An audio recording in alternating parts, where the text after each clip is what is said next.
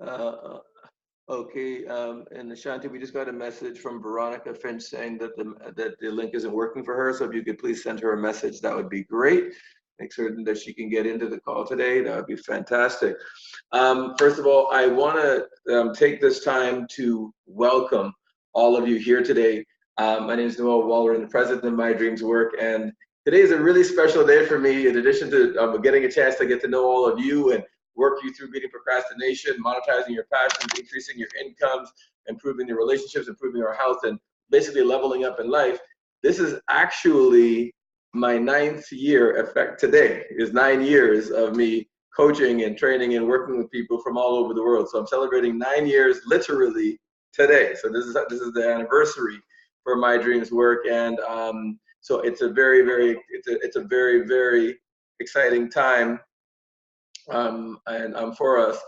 We've got people, Ashanti, if you check in the Facebook, some people are saying that the link is not working. They just sent a post in the Win with Noel. So if you can please check that, make sure everybody's got the code so everybody can get in. That would be great. So please check that, both the coach email and the Facebook group, and the Facebook page, Win with Noel. Today is going to be a very interactive type of day. In fact, right before I get into this, Juliet, if you wouldn't mind just quickly just sending out another blast to everybody with just with the link to this meeting by itself, to make sure that everybody has got it. If you guys wouldn't mind just sending out one more blast to everybody and just making certain that everybody's got this one and it's working for everybody and that we're good, okay? If you could do that, that would be fantastic, and so they can jump on and join us as we are getting into this conversation today. Thank you for that. Yeah, so as I was saying, today's going to be a very interactive meeting, and so that I'm really used to, like, for over the years that I've been doing what I do, I've always done it in a classroom setting. And so this is, and in a classroom, or if I'm on stage, I can see people, I can see all of the faces, and I can read, I can, feed off of the energy of the room and the people in the room. So because uh, since today I can't do that and I can't really see everybody, what I really would appreciate is I want to keep that chat humming. So if there's something as I'm going through and there's something that you're feeling, if there's something that you're liking or enjoying, post it in the chat, put it in the chat so I can actually see. In fact, let's just do a little bit of a practice bit. Some people wouldn't mind just saying, hey, Noel, I'm here and I'm ready to go. I guess just put something like that in the chat, say ready to go in the chat, and then so I can see that. I want to pull this chat up on my screen so I can see that, because it's the only way that I can really feel you, I guess, and get W here. Okay, great. So chat. Okay, I saw that. Go to chat. Let me click on that. It's supposed to come up on my screen. It's supposed to come up on my screen. Okay, there we go. Awesome. Sometimes it takes a minute. There we go. Syracuse, ready to go. Beautiful. Ready to go, ready to go. Feeling powerful. Here we're ready to go. Awesome, awesome. Thank you very much. I appreciate that. And it's going to be interactive. Sometimes I'm going to ask questions, and I definitely want to hear your response, because as I'm going through this presentation with you today, it's like more like a class. I want to be interactive. And if there's a question that pops up, I'll pop it in the chat, and I'm trying to stop where I can and answer those questions. And on this call, I will likely also be, I may just be coaching some people live today. So we'll see how that goes. But let's get right into the message again. I want to welcome everybody. This is 9 years effective today for My Dreams Work and my journey. And what I want to do is, let me just go here. Okay, so what we're going to be talking about today are the 3 secrets of beating procrastination. Now, as we get into this today, I'm going to ask you to please block out the rest of the world for the next 2 hours. You're with me for 2 hours on this call, I guess, and I want you just to block out the rest of the world and take some time for you.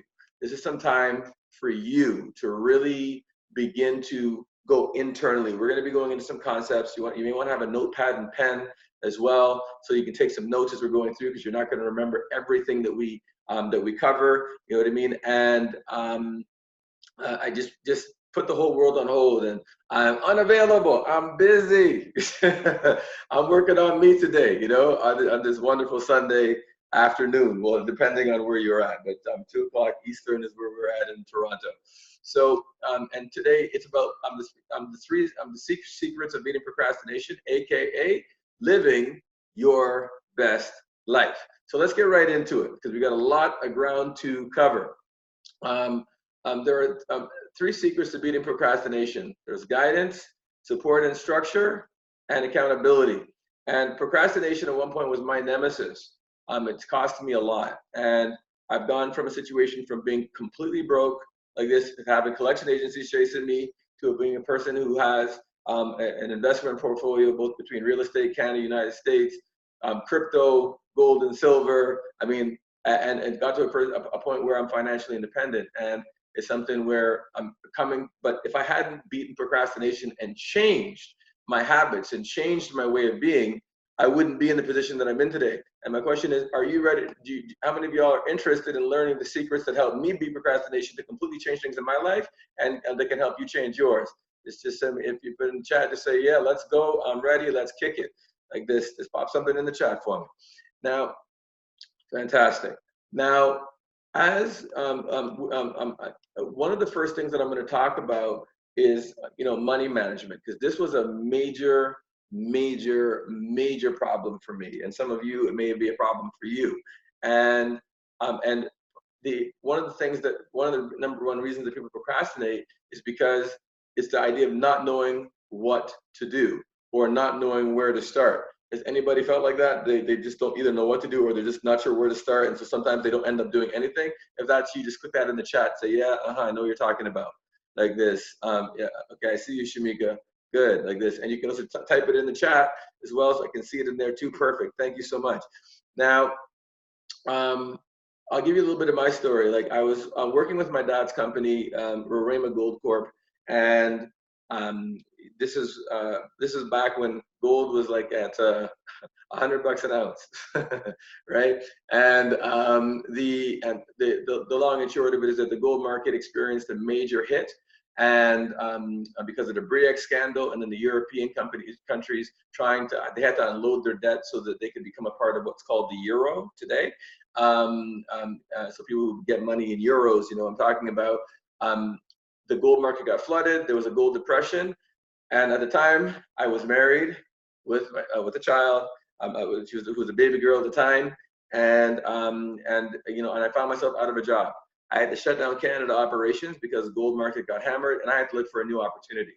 And there was a point came when I was extreme.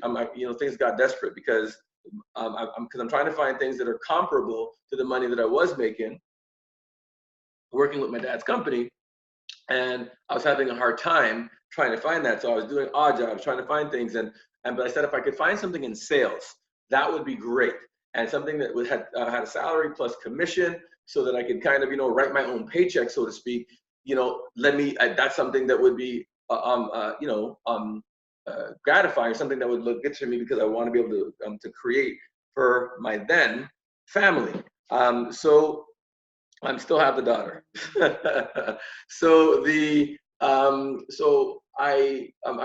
went through all these different newspaper ads, and I saw this place saying, hey, no experience needed, earn up to $1,000 a week, come check us out. So I went to this company to go and look at it, and when the guy who interviewed me, this guy Richard, he's telling me about what they do, all the different clients that they represent. At the time, was Direct Energy was the big one that they were representing here in Toronto.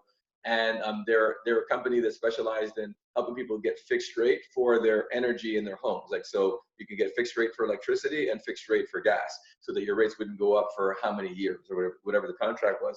And so I said to them, it's a door to door. And I guess because I was a university grad, you know what I mean? And I was just finished working with my dad. I'm going into offices, meeting with financial analysts, selling the story, helping him to diversify his shareholder base, and you know what I mean? And now you're telling me about going door to door. And I said, by the time I was hungry, I was desperate, I was PhD, poor, hungry, and determined. Like this, and so I decided, what the hell, let me go and see what it's all about. So I went out to go on this day of observation to go see what this thing was all about. And the guy who took me out in the Vide, I saw him literally in front of me make a couple $100 for the day. And I actually helped him close a couple of deals. And I was like, yo, this is too easy. I'm in. I'm like, let's do this. And he says, Noel, we're not doing this just to go knock on doors. I guess we're doing this so that we can get into an office like Richard, like this. And, I said, okay. And he said, you know how old that guy Richard is? I said, no. He says, 21. I said, okay. And he says, you know how much he's making? I said, no, but you're going to tell me. And he said he's making between 10 and 15 G's a week. And I was like, man, stop. Come on, man. Like, I mean, I was already interested. You don't need to fudge it. You know what I mean? And then he says to me, no. He says, Noel, Richard, I think at the time it was like 15 or 20 bucks a deal. And he did like 10 deals. And he says, I guess he said, look, there's like 20 of us in the field doing the exact same thing. You do the math. And I was like, oh, so how do you get into his position? So you can have your own office. And he says, hey, man, you got to join the team. I said, man, y'all want me on your team. So long and short of it is that I sucked at the very beginning when I was in the field. My first week, I think I did like 200 bucks, 250 bucks in that range. And I told Rich, I said, bro, I can't bring this check home to my wife, man, because bro, like this, if she sees this check, because I hadn't told her that it was straight commission. Because I know what I saw in the field, but I didn't want to tell her that because I was like, man, she is going to want to divorce me for sure, like this. And, I guess, and so he said, well, look, Noel, I believe in you. And he cut me a check for a difference of like 500 bucks. So I was able to go home with 700 bucks, but once I got good at it and I learned it, I had to learn how to do, because sales is an art form. You know what I mean? And knowing how to communicate with people well is an art form. So once I learned it, I guess I never looked back. And inside of 6 months, I opened up my own office. I got Avi Roth. He was the owner of Sidcor, which was the parent company, and then we had our own offices. You know what I mean? That we could run in different divisions across Canada. And so I got accommodations from him, and I was starting promoting managers very, very quickly. And my office grew. I guess, and inside, this is going from 0 inside to 6 months to a group of a team of about 35, 40 guys, in the field, and it was my first time ever making money. There were weeks where I was doing 5, 10, and on the high side, $15,000 in a week. And I was like, I have arrived. It was my first time ever making money. And I know that's not, for some of you, it may not be huge money, but for me, it was big because I had never seen money like that before, ever, like in my life, ever.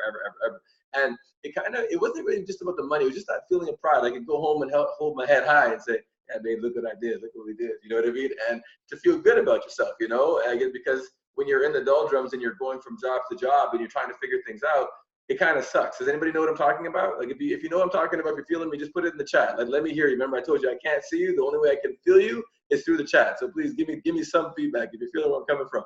So I guess, and so that was the first time that, oh, by the way, if you're putting in the chat, please, if everybody who also just joined us, please put to attendees, to all attendees and panelists, and that way I'll actually see it come up on my screen, because I don't know if people are putting in stuff right now, but I'm not seeing anything in the chat whatsoever. So if you are, just type in something. Let's make sure we're still all on the same page. Somebody type something in. Let me just see if it comes up. That would be fantastic. I need to feel you.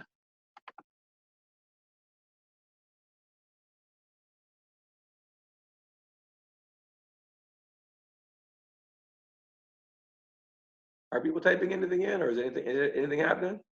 I'm not seeing it show up on my side. Can anybody? Okay, Julia, can any of y'all hear me? Yeah, we hear you, and we are chatting away a storm here. Okay, so I'm wondering why I'm not seeing it on my screen. Oh, there we go. Finally, good God. All right, there we go. All right. Thank you. I feel you. Yes, all here chatting. Perfect. Thank you. Thank you very much. Appreciate the indulgence. So, I don't know. This is interesting. What I'm going to do. All right. So, I'm wondering how to get this chat to stay on the screen. All right. I'm going to keep going. So, I made the mistake that a lot of people make when they first come into money. I blew a lot of money. And I was trying to play Mr. Big Man on campus, all of that, shots, you know what I mean, and making it rain. I got the bottles, I got the service, no problem. Took friends, a group of friends on vacation, you know what I mean? I paid the whole shot. I'm like, no problem. I'll make it back next week. And so started getting the ego, started getting cocky, started thinking that I couldn't lose. You know what I mean? Started feeling like I couldn't lose. And that's a dangerous place to be in. Dangerous place to be in. I didn't know it at the time. I mean, we had fun, but it was a very dumb choice to do with things that they to do with my money, right? And so I ended up with my first rude awakening, which was there was the company that our client that we had at the time didn't know that they were going through legal battles, and because of their legal battle that they were going after, some company was coming going after them. They filed for bankruptcy, which meant just so you understand how direct sales works. As a manager or the one running the office, because my own office, right, that I would run, we would front the money to our guys, and we got paid by our clients sometimes 30 days out and sometimes 60 days out, because they want to make certain that the product or the clients that you're bringing, it's not wood, like they're actually good quality product clients, and then they pay on those. So for them, they typically wait between 30 to 60 days to pay us, but we're paying our guys weekly, in some cases bi-weekly, right? And so there's a shortfall for us paying them out. Now, when you saw the number of people that were on the team, so I want you to imagine 35 people in the field doing on average 5 deals a week. 5 deals a day, sorry. You know what I mean? Like this, that's over 150 pieces a day. You know what I mean? Times 6 days in the week. You know what I mean? And you and you keep adding that up, man. So when this company told us that they didn't have the money, like I'm watching watching my bank account go like this. Bottoms. We're talking about massive drops, and I'm like, no, and then, to make matters worse, I did not understand about, taxation, because there's a difference between running a sole proprietorship and running a corporation, and the way that you can take money out and how you account for those funds that are coming out. I didn't know, and ignorance is not bliss. It's expensive. So I started to get phone calls, from the tax authority, you know what I mean, saying, hey, you owe more money than you have in your bank account. Boom. So I'm hustling. I'm trying to find new clients. I'm scared out of my mind. I feel sick to my stomach. I'm like, oh my God, tell me this is a nightmare. This is a nightmare. Because you're looking one day in your account, you got 6 figures. Next day, you're minus. You know what I mean? Like this. And so it was, my hell on earth. And so, but then the tax thing, because I'm spending money because I like it's water, and I found myself in a situation where, I ultimately went from rags to riches to actually less than rags. You call it strengths, because I was in a worse situation now than I was when I first started, because I was broke before. Now I'm broke and in debt. I owe money. And when you owe money to the government, it's not a plaything. They will go into your account, right? So I found myself in a situation where I felt like I was in quicksand. The harder I tried to fix things, I'm trying to find other companies, other clients, and then because when you're desperate, you don't make good decisions, and that compounds a bad situation.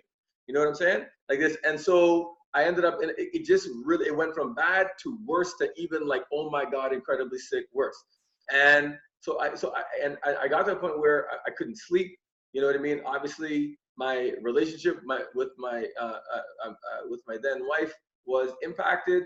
You know what I mean? And I found myself in a situation where, I'm now a single dad, you know what I mean? And, I was desperate for answers. I was desperate for a situation to get I needed guidance from somebody who didn't have anything to gain by giving me the advice. And I found, and, one of the things, because pride sort of gets in the way for some of us, you know what I mean? It was definitely for me. And I felt that asking for help made me weak. You know what I mean? And I didn't want to be weak. You know what I mean? I want to be strong. I'm a strong guy, right? Like this. And so I went to this guy because when I was on high with my business, I met this guy, Dennis G, an older Italian guy. And we met at a networking function, and he said to me, he's a multi-millionaire. And he said, and I said, Dennis, I need some help, man. I just need to talk to somebody, you know what I mean? And so he agreed to meet with me graciously.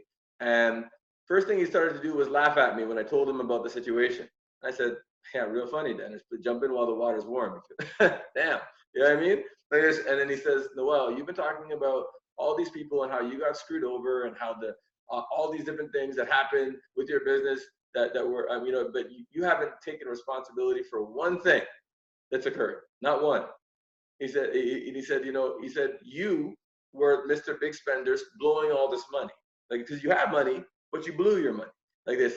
That's number one. Number two, with that company that you were working with, anytime that your company is going to be paying you out in a month in advance, they should have money in, there should be money that's held in trust with an attorney that in the event that anything happens to them, you have your staff and yourself covered in the event. So it's money that's sitting aside, you know, because you've got deals already done. There should be cash in an account, in trust. So if anything happens, that those funds are released to you in the event that the company ever runs into a problem. But again, I wouldn't have even thought of that stuff. It wasn't stuff that I was thinking about. I was thinking, okay, they're a client, they need service, we got a sales force, boom, let's go. You know, I wasn't thinking like that. But again, ignorance is not bliss, it's expensive, right? Like this. And so he said, if you want to own your wins, you have to take responsibility for your losses. It's nobody else's fault that you're in a situation that you're in, it's yours. Whether it was a failure to act, failure to respond right, or whatever, you screwed up. And you need to own that. And of course, that hurts. Put some more salt in the wound, you know what I mean? But yeah, I had to learn, you know, and in the Caribbean, they say, those who won't hear must feel, right?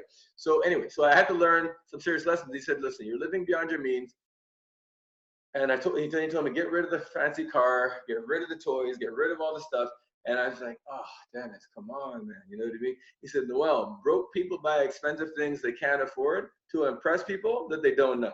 Okay? Like this. And so I was like, damn, okay.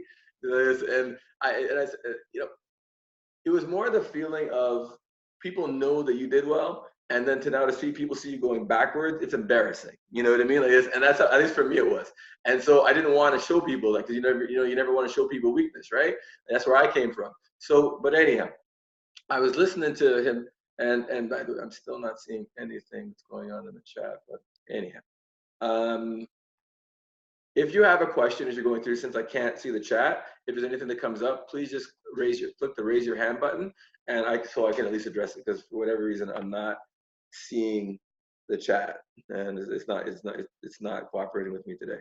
So and I told him, I said, no, I just need to make more money, Dennis. And he says, no, that's not the answer. He says, making more money by itself is not enough. You have to change your habits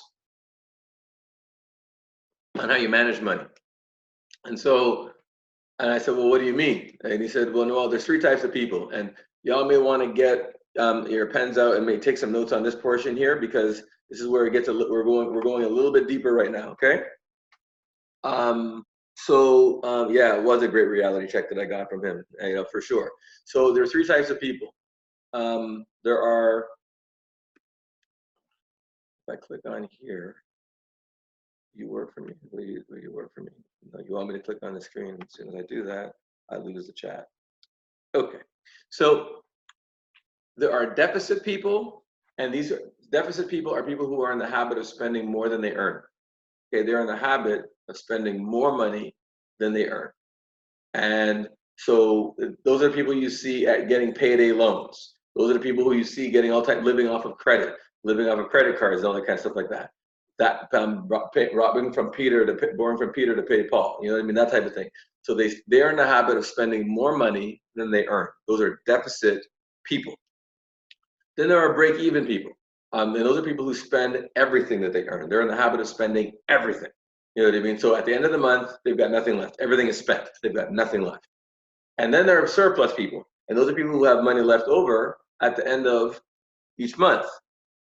90% of the population is between deficit and break even. 90%. Crazy.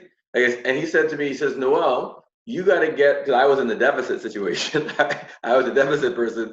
And because it's a habit, it's a mindset, which is why there are some people who go into bankruptcy and then they get discharged from the bankruptcy and then they're back in bankruptcy another 2 or 3 years down the line because their habits haven't changed. Their mindset hasn't changed. Their wiring hasn't changed. And that's where the issue is. So I said, you know what, the hell with this. I got to, he said, I got to get to be a surplus. He said, Noel, first of all, you need to stabilize your income.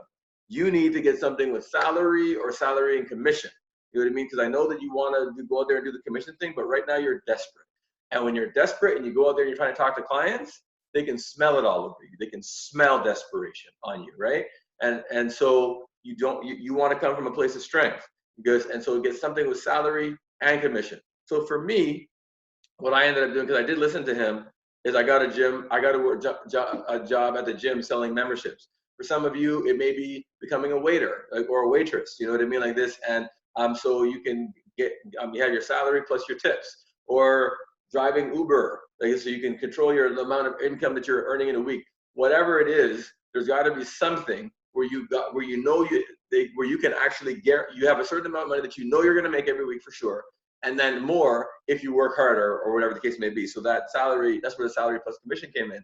And what he said was actually true, because when I got the job at the gym and I was selling the memberships, it was just seeing that paycheck come in each week, just seeing the check each week. It made me feel differently. I was like, oh man, money, oh, stability, oh, felt good, and I started cranking. I became the #1 guy at the gym selling the memberships, and then he told me, and this was a really tough one, and I really want you to pay attention here. He said, he said, Noel, you have to learn to live on 30% of what you earn and bank the rest for the purpose of investing. Live on 30%, you know what I mean, like this. And I was like, bro, 30%, man? Are you for real right now? Like this, because I'm like, dude, like, come on, man. Like, I mean, how in the heck can I live on that? Like, and so he says, Noel, have you ever noticed that no matter how broke you've ever been, that, no matter how broke you've ever been, you're still managed to live.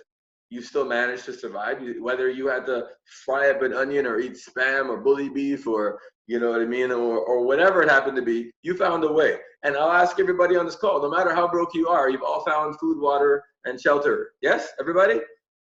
Can I get agreement on that? I can actually see the chat now. Like this. Yep, no matter how broke you've been, you've always found a way to live. So you can live on less.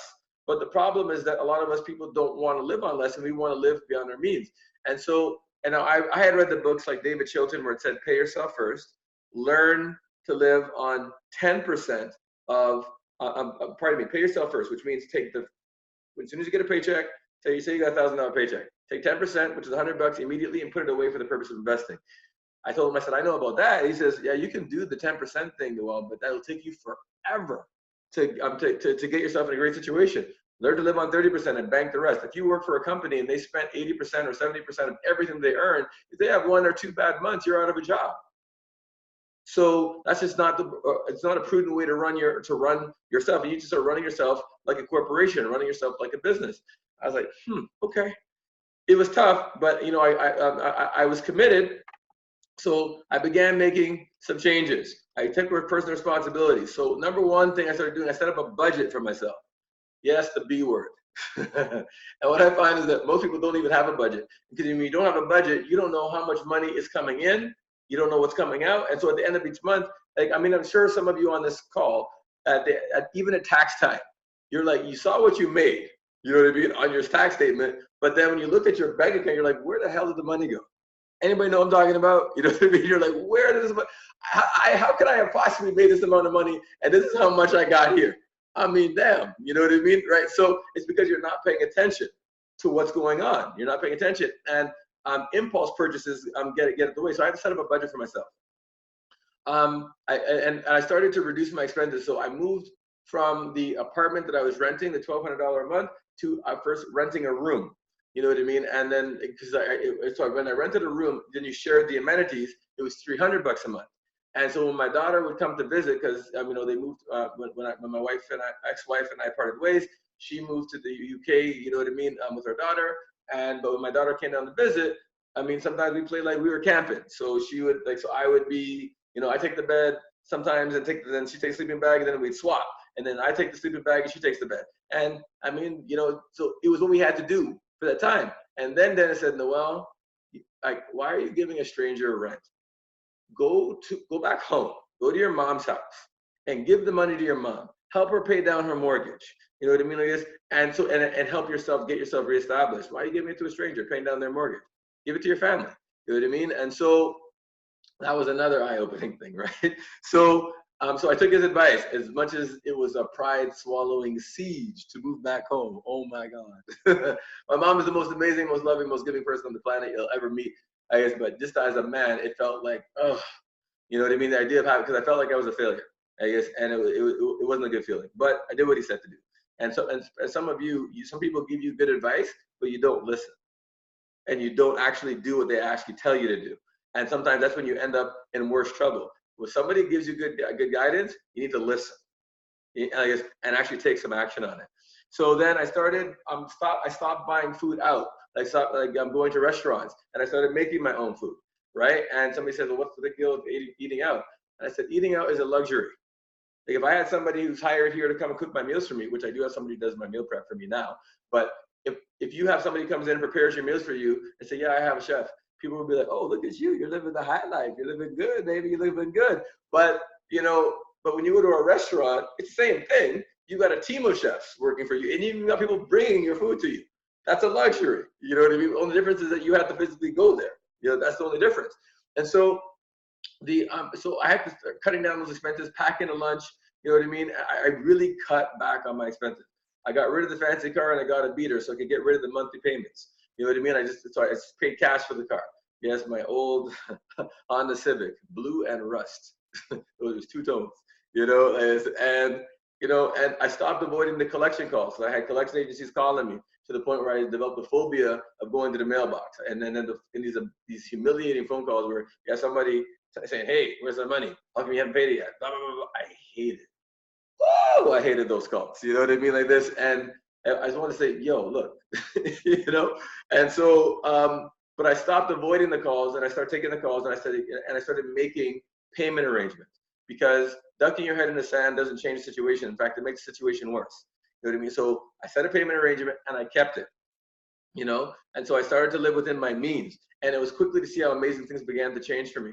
So once I got my finances under control and I got rid of the stress, I was in a situation where within 2 years, I was able to rebuild my direct sales company like this, right? And then, which was a great feeling. And then I was able to move out of my mom's basement. That's my mommy, I guess. And I moved up from her basement to my 2,800 square foot house, you know, like this. And so that was the change. But if I hadn't changed my mindset, if I hadn't taken the guidance, if I hadn't changed my habits, this wouldn't have been a reality. It couldn't have happened, right? Like this. And so it's one of those things that's, you got to hear the advice and then you got to take it, man. You got to do something with it. So then move on to the next phase. Now, and by the way, I have to say, getting that house, that I felt like I got my dignity back. You know what I mean? I felt like I got my, it just felt like I accomplished something and I made something happen. So that felt really good. You know, and when you start feeling good that way, now you start wanting to get into the next phase. So financial literacy. By the way, are you guys enjoying this? You guys getting anything from this? If you're enjoying this, let me just hear you say, hey. Like this, yes, you gotta get creative. Good. You guys enjoying this? You guys getting something from this? Okay, good. I'm glad you're getting value here. I'm glad you're getting value. Excellent. Good, good, good. Thank you. Thank you, Veronica. Thank you. All right, I appreciate it. Good, good, good. So, so then financial literacy was the next thing on my list. I needed to become financially literate. And you know what's interesting? You know, you can get to age 40 and 50 and be financially literate, and it's not seen as a big deal. But I want your feedback in the chat, everybody who's on here. If you met somebody who was in their 30s or even in their 20s and they couldn't read or write. They were illiterate. You'd be looking at them kind of sideways, wondering, how could you possibly be illiterate at age 20? Is that fair to say? Let me hear you in the chat. Is that fair to say? If somebody was illiterate, could not read or write, like this, you'd be looking at them, you'd be like, okay, like, is there an issue? Like, you have a problem learning things? Like, what's the problem? You'd be seeing it as a problem, correct? Yes, thank you. You'd be looking at that as a problem. So, but why is it not, how come it's not an issue to be financially illiterate at age 20 and age 30 and age 40? That's no problem. You know what I'm saying? So it's like, this is something that has to change for people. You need to become financially literate. It's a must. It's a must. In fact, becoming financially literate is more important than any grade you ever got at school or university or college, or wherever you went to school.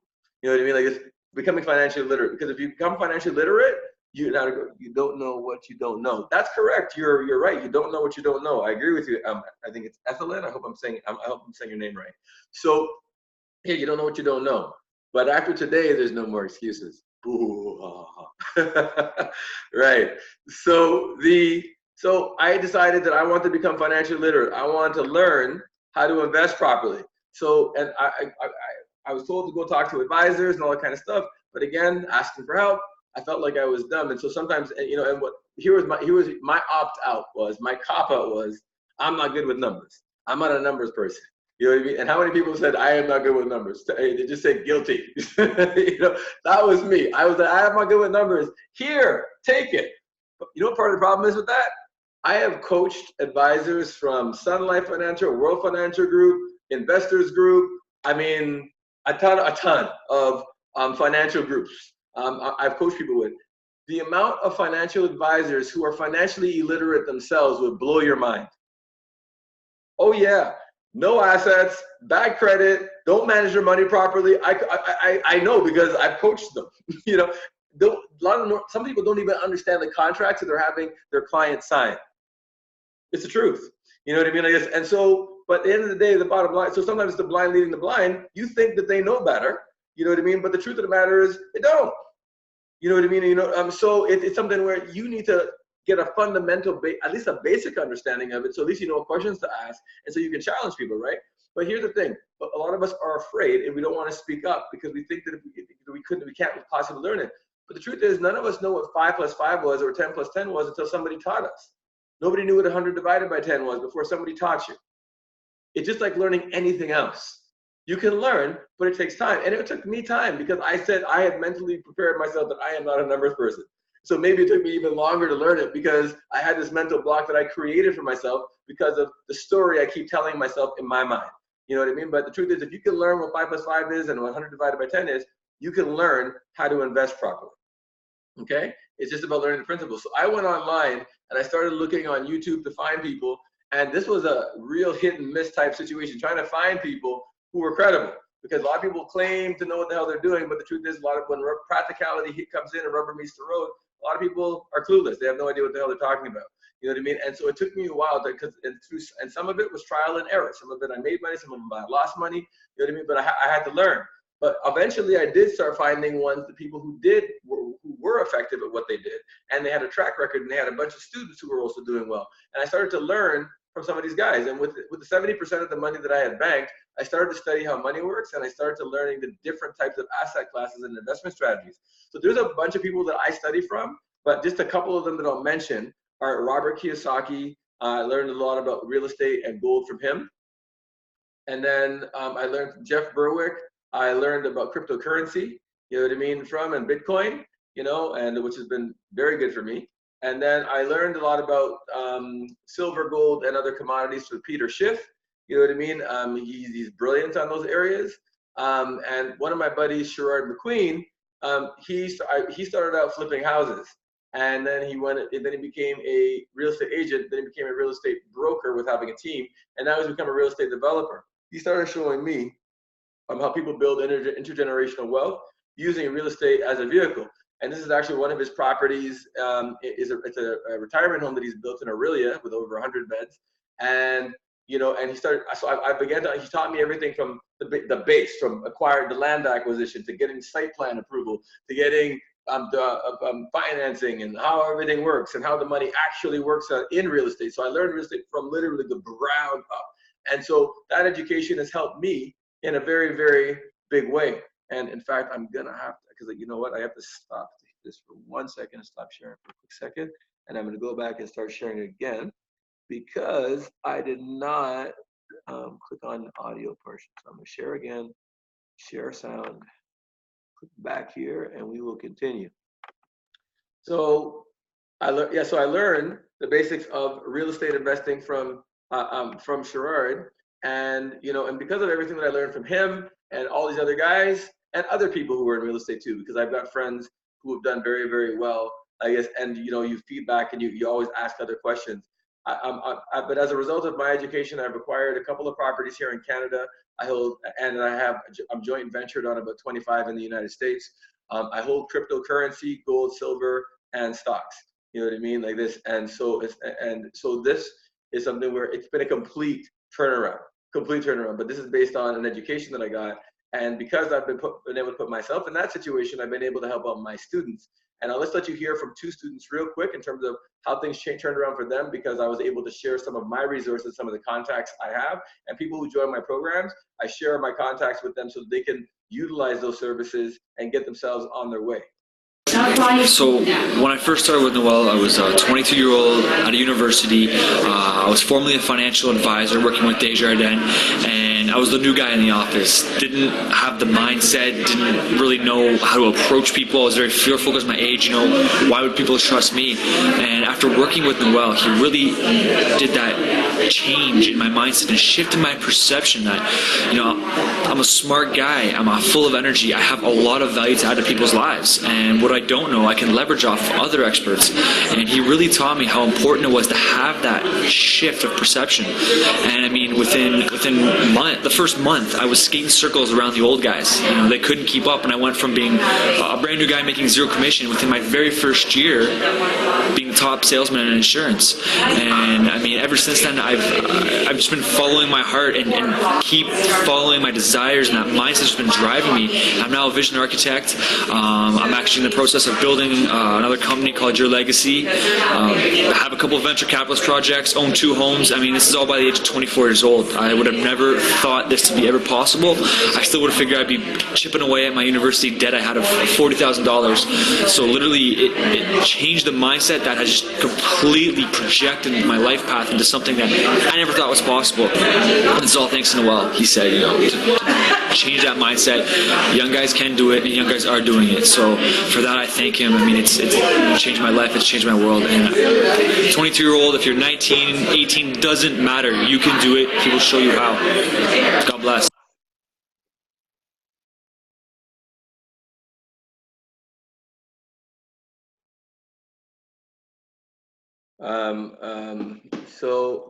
That is one example, and I'll give you one more. Hi, my name is Micah, and prior to my coaching with Noel about a few months ago, I was all over the place, procrastinated, had a lot of business ideas, and I couldn't get it done. And after my coaching with him, in less than about a week or 2 weeks, I was able to organize my first financial seminar, which I actually made money. And to top it all off, I was also able to purchase my first U.S. property.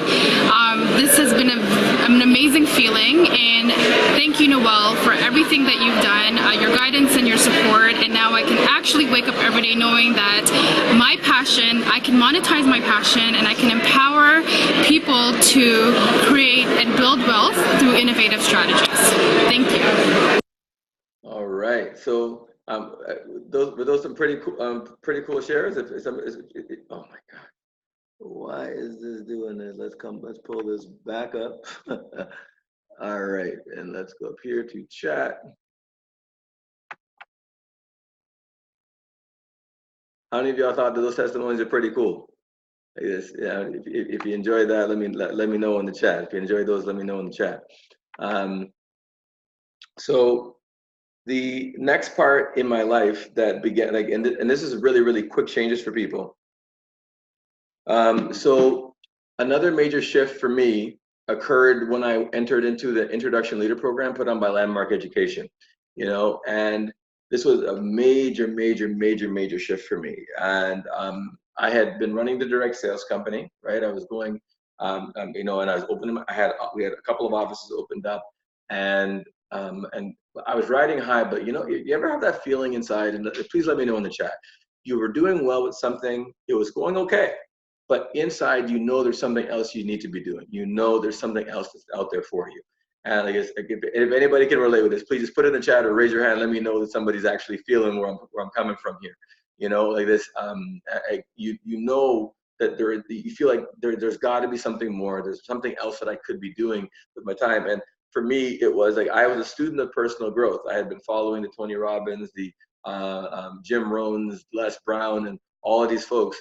Because from the Amway business back in the day, they taught us books, tapes, seminars, and rallies. You know what I mean? So I was already a student of personal growth and development, but I didn't know how to get into it. But I had people asking me all the time, "Hey, would you come talk to my people? Would you come talk to my people?" You know what I mean? And I wanted to do it, but I wanted to do it outside of my direct sales firm. I wanted to be able to help people. I didn't want you to have to be a part of my business for me to be able to help you. You know what I mean? I guess. And so I had that nagging thing inside me, and then I was try a little thing, didn't work out, try it again, things didn't quite work out exactly the way I anticipated, and go right back to what I was doing before, right? Because when you're stable, you're making money, things are going well, you don't want to upset the apple cart, and because you're talking about going into the unknown, right? And that's kind of how I felt. If anybody knows what I'm talking about, please tell me. Yes, I know what you're talking about, Noel. So I went to the Introduction Leader program put on by Landmark Education in New York City. And they asked 3 questions that changed everything for me. And you may want to get these down for yourself, okay?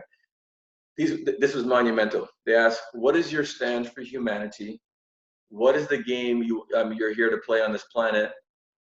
And how big a game do you want to play? So the first question is, what is your stand for humanity? What are you here to do? Like, what difference are you going to, like, do you want to make for humanity? What do you want to do?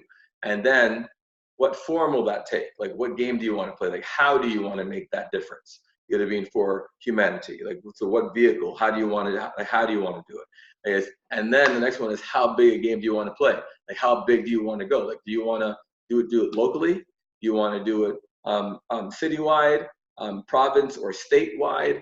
Do you want to go nationwide? Do you want to go international? Do you want to go worldwide? You know what I mean? Like, how big a game do you want to play? And when they asked those 3 questions, I thought about friends of mine. You know, like one of them, we have an East Indian comic from Canada called Russell Peters, and you know, Russell and I grew up together in Brampton, and you know, his passion was for comedy and for DJing, and his parents weren't happy with either. You know, I guess, but he followed his heart, and he was told that there was no market for an East Indian comic in North America. You have to be Black, white, or Latino in order to succeed. And Russell, you know, he stuck to his guns, and he said, no, I'm going to make it work. And today, like, he's actually one of the highest paid comics on the planet, that maybe least among known, but he makes a lot of money. Like, I think he's up over $40 or $50 million now, you know? And he's got specials on Netflix, and he's packing stadiums all over the world. I mean, he's doing his thing. And, you know, I was happy for him and other friends of mine similar to him who followed their heart. But, you know, I felt about myself, I felt like unimpressed with myself. I was like, man, you know what I mean? Because I went for the money, and there's nothing wrong with making money. Believe me, there's nothing wrong with making money, you know, but it's important that you also are fulfilled when you're doing what you're doing. And I'll explain where fulfillment comes in a second. When I went back into the room and they asked me the 3 questions again, what is your stand for humanity? What is the game you want to play on the planet? And how big a game do you want to play? I said, I want to touch, move, and inspire millions of people worldwide to make their passions become a tangible reality. You know, I guess, and, you know, and he said, eloquently stated, starting when? You know, a lot of people have ideas, but are you actually acting on them? Are you doing anything with them, right? And but the truth is, I was scared. I was scared out of my mind, petrified about, you know, making this shift, making this change. Because I know the world of direct sales. I do not know the coaching and speaking business, and they're different animals, right? So if you've been scared about having to make that transition, let me hear from you. Come on, like, put it in the chat. If you've been thinking about transitioning, you know, and you're like, man, I don't know, you know, because is it really the right time right now? I don't really know, right? If you were scared, you know, Nobody was afraid. Nobody. Or am I saying anything in the chat there? So one of the things that I came to understand was that inspiration is an instruction from our Creator to do something. I'm gonna say it again. Inspiration is an instruction from our Creator to do something. It's not a suggestion, it's an instruction. You're being told to do something. Now, you have free will, so you don't have to listen to it. You can say no, you know what I mean? But you'll never have peace until you actually do what you're being called to do. You know, and you can be good at something and not have it be your calling. I was great at direct sales, but that wasn't my calling. You know what I mean? I guess, and so I made a lot of money at it. It still wasn't my calling. You know what I mean? And so, and you know, and sometimes, you know, if you've ever felt that internal nudge where you know that, and nudge simply means it's a feeling. I need to, man, I really should be doing something else. I really should make this other thing happen. I should really go after this thing. I should really make this other thing happen. And you know, that internal feeling, that gut instinct, that's God talking to you. God talks to us through feelings, through feelings, and you know, and I guess that's your gut instinct. And the thing is, God will call you to do something, but He's not depending on you, because if you're not going to do it, He'll find somebody else to do it. Which is why some of you may have had things in the past where you said, "Hey, man, I thought about this idea." Man, you see somebody else doing that same thing you were thinking about years ago. You know what I mean? And then, but you didn't take any action, and they did. It's because somebody is supposed to be served by fulfilling that mission. Somebody's life needed to be touched in whatever way through whatever it is that you are representing, right? That's how it works. You know what I mean? And so His will be done whether you choose to do it or not. You know what I mean? Like this is not meant to be religious. I'm just talking about how God or the life force or the power works with us. You know what I mean? As human beings, you know, it works to and through us to get things done. And so, but again, a lot of people like it, you know, that like myself, I was I was petrified, but I made the decision, I guess, that I was going to move on and transition, which I did inside of a couple of months. And as I mentioned at the beginning of the call, we are, from the time I made the decision, you know, I mean, that was November of 2010, and today is the anniversary, the 9 years of making that decision that I was going to go do it. Scared, but acting in spite of fear. And one thing I'll say to you is that if I never see you again or never hear from you again, if you can walk away with this, you need to stop living in fear. You know what I mean? Like this, and we're, you know, and start living in faith, because it's something where when you have that inspiration or that instruction that comes to you, there's somebody who's supposed to benefit from what you've got. And I've made a rule for myself. I will never bow to creation. I will only bow to the Creator. I will never bow to creation. I will not bow to circumstance or people. That's creation. I bow only to the Creator. That's the vision that God put in my heart, period. You know what I mean? I will never bow to anything else but that. You know what I mean? And from the time I made that decision, then things began to happen. So I kicked it off, and I launched my business. I started getting out there, started talking with people, and it was coming along. It was coming along. You know, pit, putter, pat. You know, and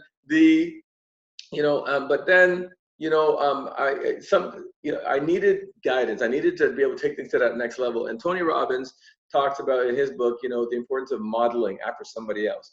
Modeling and seeing somebody else who's done the thing that you want to do, you know what I mean? And if you can model after somebody else, do what they do, now you can go get something, go after what you want in a way, in a totally different level, because you've got somebody you can learn from their experiences, right? And so I signed up for this guy Bob Proctor's programs, and I started learning from him.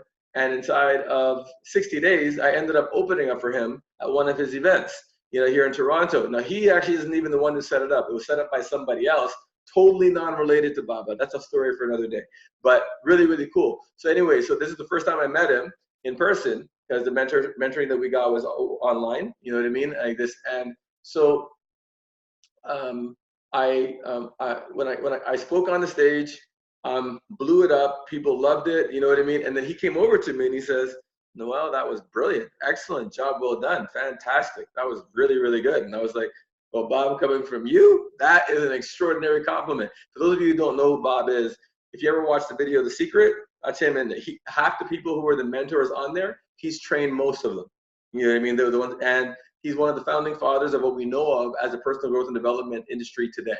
So getting a chance to open for him would be like a new singer getting a chance to open up for Beyonce inside of 60 days of launching the singing career. Like, it was a major deal, right? And so when he gave me the compliment, I said, are you willing to say that on the record, sir? And he said, yes. I said, Ryan, camera. You know what I mean? And so this is what he had to say. Hi, I'm Bob Proctor, and I'm here with business partner Noel. And Noel, you know, you were doing a great job with that group down there. Thank you. And that's important. No, I watch how you work. You do a good job. You've taken the time. You've spent the money. You've spent the time. You've learned. You understand this stuff. And now it's just a matter of sharing it. And I think if you really want to learn something, you want to, you know, click your mouse and have Noel come out and sit down with you. Because the beautiful truth is that anyone can do better than they're doing at anything. But there's usually some little thing that stops us. That's right. And that little thing is actually a big thing. It's a paradigm. It's something that's going on in here. This man knows how to change it for you. I've been working with people all over the world now for 42 years. And I'm going to tell you, you do as well as anybody I've ever watched. You got their attention, you've got their mind open, and then you're giving them the right information. And that's what you need. That's what everybody needs. So click the mouse and give him a call. You know, he and I work with exactly the same stuff. He works with all our material, works with his own material, and, you know, let it become your material. I guarantee you, your results will just go right up like a rocket. It's insidious how fast things do change. It's amazing. Yeah. So listen, pleasure working with you. Enjoyed it. Pleasure's mine. Do a favor. Don't even look sideways. Click the mouse, give him a call, have him come out and sit down with you, and get him to show you how to take and just skyrocket your income, or whatever it else is you're doing. If you have a sales organization like that, the sales will improve. There's no trick to it. It's fairly simple if you know how. It's like typing or riding a bike if you know how. And if you don't, it's not that simple. Not that simple. Good. Thank you very much. Okay, pleasure. It's a pleasure. Yeah, I was nervous as hell. Nervous. I was like, oh my God, is this happening? Is this happening right now? Speechless. But that was a pretty big moment for me, you know? And since then, we've met a couple other times, you know, and I told him, I said, I call him Uncle B now. I said, Uncle B, yo, pour into me, man, because I represent the next generation of coaches, you know what I mean? So let's go. And so, but when here's one of the main things that I learned from him that changed everything. And I really want you to fasten your seatbelts. After I go through this section, I'm actually gonna take a moment to coach somebody live on here after I get through this little section here, okay? And I'm gonna coach somebody live on the call today. So if you want some help with something, I want you to either raise your hand or type it in the chat. Noel, I could use some help with something, and I want to get with you. So please type it in the chat. So if you got a business and you want to see anything you need help with, I got you. You're getting it for free today. So please click it in the chat or raise your hand, and I will help. And I'm going to coach some people live today. Okay. So the mind. Well, the key thing that I learned from him is how the mind actually works. And this, man, buckle your seatbelts, because now we're starting to go down the rabbit hole. Okay. So when I learned how the mind actually works, and things began to completely explode for my business, they started to explode for people as I was coaching them, and I'm going to share with you why. And my paycheck started to explode too, because I actually earned more in a single transaction, you know what I mean, than I had made sometimes in a year back in the day. You know what I mean? And this is what happens when your mind changes. So are you ready for us to go deeper? I need to see in the chat, and I will wait. I want to see somebody say yes. I need some feedback. Are you ready? Okay, I need your help. Okay, I see some people in there. Okay, good. I need your help. Allow me to click on this thing. Perfect.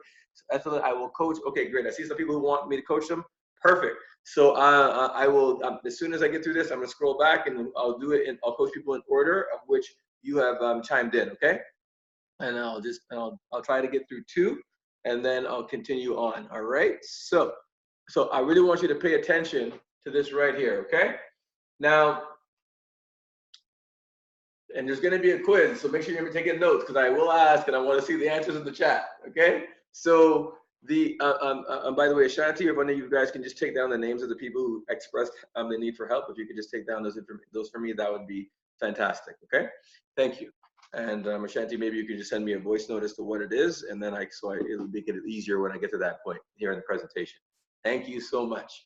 So the mind is made up of two parts, the conscious mind and the subconscious mind, okay? So the conscious mind is the thinking mind or the analytical mind, okay? So on a conscious level, you choose your thoughts, okay? So on a conscious level, you decided, I'm going to be on this call today. That was a conscious decision. I want to beat procrastination. I want to increase my income. I want to improve my relationships. I want to improve my health. I want to fill in the blank. That's a conscious decision. That's a conscious decision, which is done by your thinking mind, which is the conscious mind. Now, the next part of the mind is the subconscious mind. Okay, the subconscious mind is the emotional mind. So whatever you're feeling is a representative of what's going on in your subconscious mind. Okay, so whatever you are feeling is a representation of what's going on in your subconscious mind. So this is part of the reason that, because I told you I would tell you why you procrastinate. Why do we put off doing things? Okay, here comes your answer. Pain and pleasure are the two governing forces in life. Pain and pleasure. And we will do everything we can do to avoid pain and everything we can do to gain pleasure. Anything that you have been putting off doing, even the things that are important for you, because you know working out's important, but you've put it off. So it's not, you know what I mean? Yeah, or some people put it off. You know that becoming financially literate is important, but you know I'm busy. I have other stuff to do, right? Like this, or taking your business to that next level. You know it's important to do, but you're not getting out there to make the calls. You're not doing the follow-up. You're not doing the follow-up, the follow-through, doing what is required to get that promotion on your job, maybe applying for that job with it, but internally you're like, man, should I really apply because I really don't know, and all that kind of stuff. You know what I'm talking about, right? So whatever it happens to be that you've been putting off doing, even perhaps committing in your relationship and taking that relationship to getting married or some case, or like whatever it is, whatever you've been putting off doing, for whatever your reasons and justifications are, you associate more pain than pleasure with following through with that action. That is why you're doing it. So it is not a conscious mind issue. It's a subconscious mind issue. And this is part of the problem when people get into business, or a lot of times you go to these seminars, some people are seminar junkies. You go to all these seminars, you'll see all these amazing people speak, and then you're excited for 2 seconds. Yeah. Oh my God, my life's gonna change. Oh my God. Yeah. Oh my God. Yeah. And you're telling all your friends, oh, my life's gonna change. I'm gonna make this money. All these things are gonna happen. Oh my God, yes. And 60 days later, it's back to life, back to reality. You're broke. Your situation is shit. And now you have to go back and explain, well, you see what happened and people are are you getting what I'm saying? Like, this is what's happening. And it is part of the problem because the root problem was never addressed. It's the subconscious mind. And you have to learn, you have to be taught how to influence the subconscious mind if you want to get lasting change. Because if there's no feel, there's no deal. And I'll show you exactly what I'm talking about. So you got the mind and you've got the body, right? How many of us would allow a 5-year-old kid to dictate policy in our houses? This is how it's going to be, Ma. It's how it's going to be, Dad, Uncle, Auntie, Grandpa, Grandma. Like, how many people would let an infant dictate policy in their house? It ain't gonna happen, right? You're like, hey, no, this is my house. Excuse me. Would you just sit your backside down? You need to chill. You know what I'm saying? They're not taking control of your house. This is your house. Well, the mind is the parent and the body is the child. And the problem is that for a lot of us, the body has been the one dictating the terms, the child, not the mind. Because if you were actually doing the things that were in your mind to do, let's be honest, your life would look very different than it does today. Is that fair to say? Put it in the chat. I want to hear from you. If your life would look different than it does right now, if you actually did the things that you knew in your heart you should be doing, things would be different. Yes or no? Am I lying or am I telling the truth? Come on, in the chat. I want to see it. I will wait. I'm trying to help you here. I need you working with me. So let's go. Okay. Vicious cycle. Yes. Wow, this is good. Okay. Yes. Your life will be different. So what we've acknowledged is that we're not the ones in control. The parent ain't in control. The children are the one who are in the house. And I'm asking the parents to wake up and take control over their thoughts. So let's talk about how do the parents wake up and get control over their mind. How do you do this? All right. So I said there was going to be a quiz. The conscious mind is the which part of the mind? Type it in the chat. I'm teaching you how to do this right now. I'm giving you a little bit right here. as much as we can do in the time that we have allotted. Which part of the mind, what part of the mind is the conscious mind? Type in the chat. Thinking mind, thank you. Okay, thinking mind, got it, yes. Now, the subconscious mind is the what mind? Subconscious mind is the what mind? Come on, type it in the chat. I will not move forward. Type it in the chat. The subconscious mind is the which? Pain and pleasure? No, not exactly, but I hear where you're going, kinda. Come on, somebody type it in. We got over 20 people on this call. Come on, man. Emotional, okay, emotional, a feeling mind. Yes, thank you. So the subconscious mind is the emotional mind. It is the feeling mind. So on a conscious level, you choose your thoughts. Then but then your thoughts cause your feelings. Your feelings are expressed through your body in your actions or your inactions, and then your actions or your inactions are what produce your results. Okay? So if it's what you feel that dictate what the actions or the inactions, then that means you have to get yourself to feel a certain way in order to take an action that you weren't taking before. You have to rewire your mindset. It has to be rewired. Otherwise, you may get a short-term result, but you're not going to get it long-term. I remember when I first started working out at the gym, man, the idea of going to the gym made me exhausted. The idea of it. But there's some people who feel if they don't work out, they don't feel as good, right? When it comes to an investment, there are certain numbers, or say you're going to see your client, there's certain things that are going to get your client excited. And then they're going to want to sign up with you. But there's certain things where they're going to be like, okay, let me think about it. Oh, I'm not really sure. And all that kind of stuff, right? What's going on internally? If they're not feeling what you are saying, then there's no deal. If there's no feel, there's no deal. And if you're not feeling something, you're not going to do anything with it. Some people say, well, I'm contemplating, I'm thinking about it, I'm thinking. Yeah, well, while you're thinking about it means you're not doing anything about it. So you already made a decision. The decision was not to act. No decision is a decision. Okay? So no decision is a decision. It's a decision not to do anything. So there's a part of our mind that we were introduced to by Napoleon Hill through this book, Think and Grow Rich. And this book has actually produced more millionaires than any book in modern history. And this book is one where they gives you the formula. It took over 20 years of an exhaustive study to find Andrew Carnegie, who was the wealthiest person on the planet at one point. He gave Napoleon the opportunity of a lifetime. He introduced him to 500 of his wealthiest and most powerful friends and said, I want you to go out and find out, is there a common link between the haves and the have-nots? Why is it that certain people are crushing it and are taking things to the next level, and there's some people who have been struggling for a long time and have never had nothing to show for it? They may have been hard workers, but they still had nothing to show for it. Why? Is there a common theme?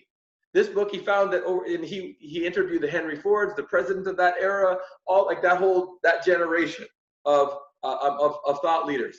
And the part that for the purpose of this discussion right now, that he introduced us to, a part of the mind that hasn't been talked about in our public educational system.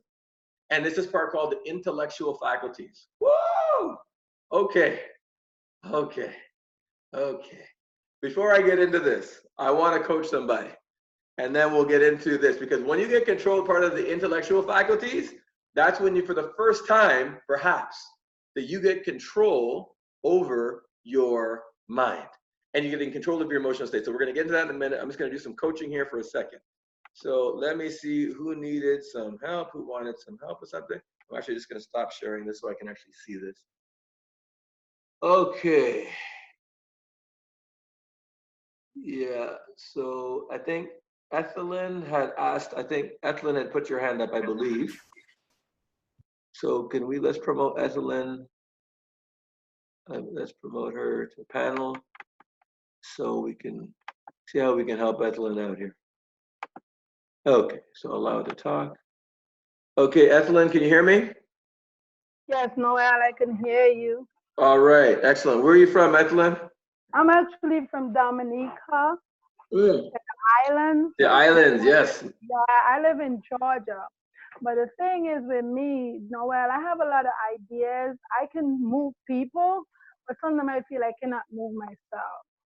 And I was actually searching, for help on the internet when I kind of realized Noel Waldron. I said, who is this man? And I pull it up and I realize, oh, he mean business. So I guess he can help me. I have a team. I'm actually with World Financial Group. I'm going to be honest. Oh, Because I really need WFG. their I've help. coached a lot I of have I've 17 I've coached a lot of WFG people. Awesome. I have 17 people on my team, Noel. Good. I've been working with them. Sometimes I feel like I work with them too much and I don't take the time to work with myself because I will give them ideas, but to me, I'm not, utilizing those ideas my own self, and I get frustrated when I don't see things get on properly. And Okay, well, I'm going to stop you for a second. Ethelyn, I'm going to stop you for a second. So, yeah. So you're saying that you're not so what is it? You're not going out to talk to clients. How many clients are you talking to per week? How many Okay, customers? sometimes I talk to I program myself to prospect actually 12 people every day. And Okay. So sometimes I 60 a don't get week. to So 12. 60 a week. 60 a week. Okay. Right, right, yeah, 60 a week. Although sometimes I don't get to complete my mission. However, I would get like 20, and out of the 20, I might get 10 really, saying to me, yes, I want to know more because I don't bring the presentation to them. I bring my story to them. Okay. My story is really powerful. I can't share somebody else's story. So I will Uh, share my story, build relationship, and then I don't get to follow up. Maybe that's my problem. so the follow-up is where you're lacking. Yes, yes. Okay. So here's my question. Uh-huh. When it's time for you to start following up with people like this Uh, and to make that phone call, yeah. what are you feeling? I keep saying, oh my God, what am I to say? Although I know what to say, and then, I prefer to see people in their face so I can look at their reaction. So if I'm Okay. on the phone with them, I'm wondering, wonder if they're listening to me, so some negative thoughts would come before the actual positive one Okay. because I would think like 10 negative before one positive. Okay. Okay. Well, there are two things. First and foremost, you need to change your languaging. You just gave your subconscious mind a command. I think of 10 negatives before I think of one positive. And so your mind has already now been programmed to function in that way. So, Mm-hmm. so you're sending a direct command from your conscious mind to your subconscious. And then what ends up happening is that you end up sabotaging. For me, self-sabotage shows up for everybody differently and the different feelings inside. For me, it used to be around things that were technical. And then I would begin to shut down. Like I would feel headaches, feel the need to go to the bathroom. I'm starting feeling frazzled, all types of things, different types of emotions because you're internally you're screaming, you know what I mean? And because you know what you need to get, you know what you need to do on a conscious level, but a subconscious level, you've got a conflicting belief. So here's my question for you. So when you're talking to these people, first of all, you're following up with them because they gave you their number, correct? Yes. Mm-hmm. So they gave you their number. Why do you think they did that?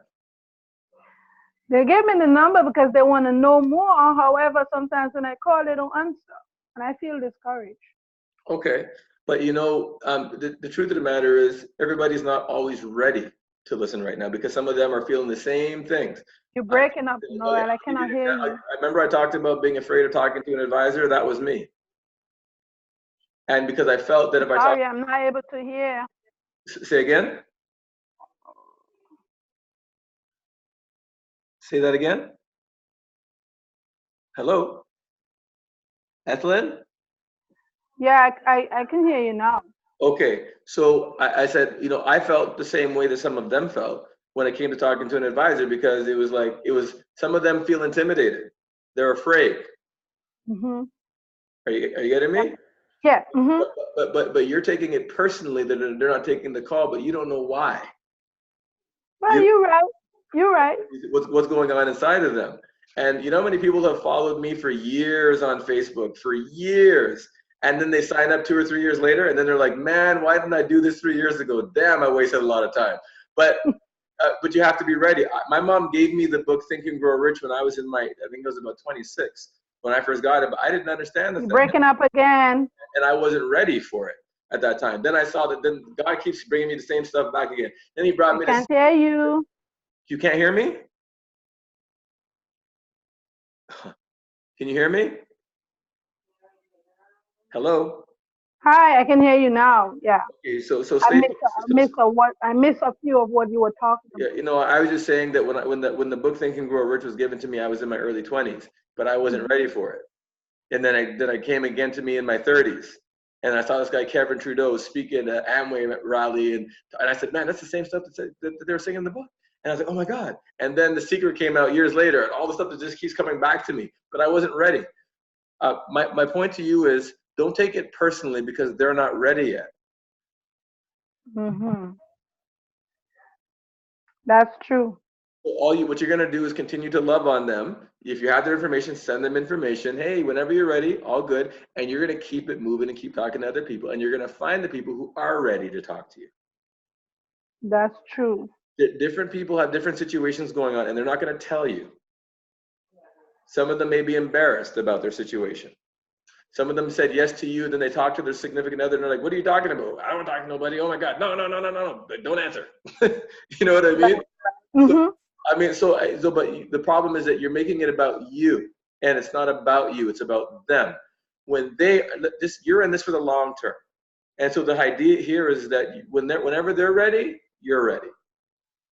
So it's whenever the student is ready, the teacher will teach, right? Yeah, absolutely. And you are the teacher, so they'll be ready when you get there. But you recognize that it's a numbers game. And as you're talking to more people, there's going to be a certain percentage who are ready to talk to you. And then even the people who are ready, not everybody's in. And some people who may be ready to talk to you aren't in the position to do anything right now. So that's not something for you to take personally. So I want you to let go of that.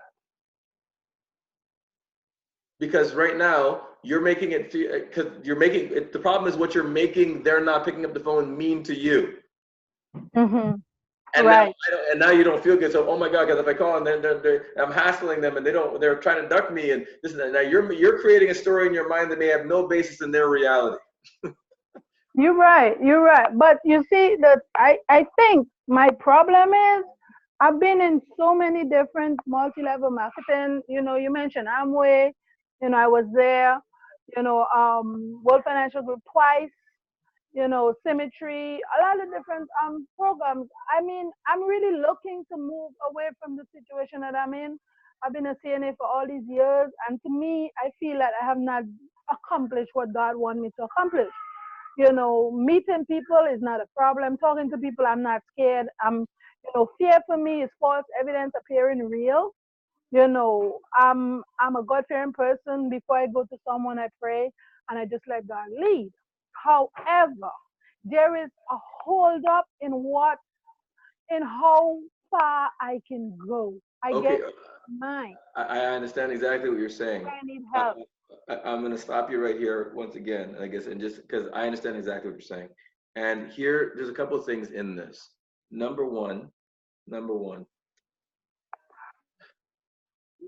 you have 17 people that believed in you, and they've joined this business because you're there. You're dealing with all this stuff that you're going on inside your mind, but you're supposed to be there leading them.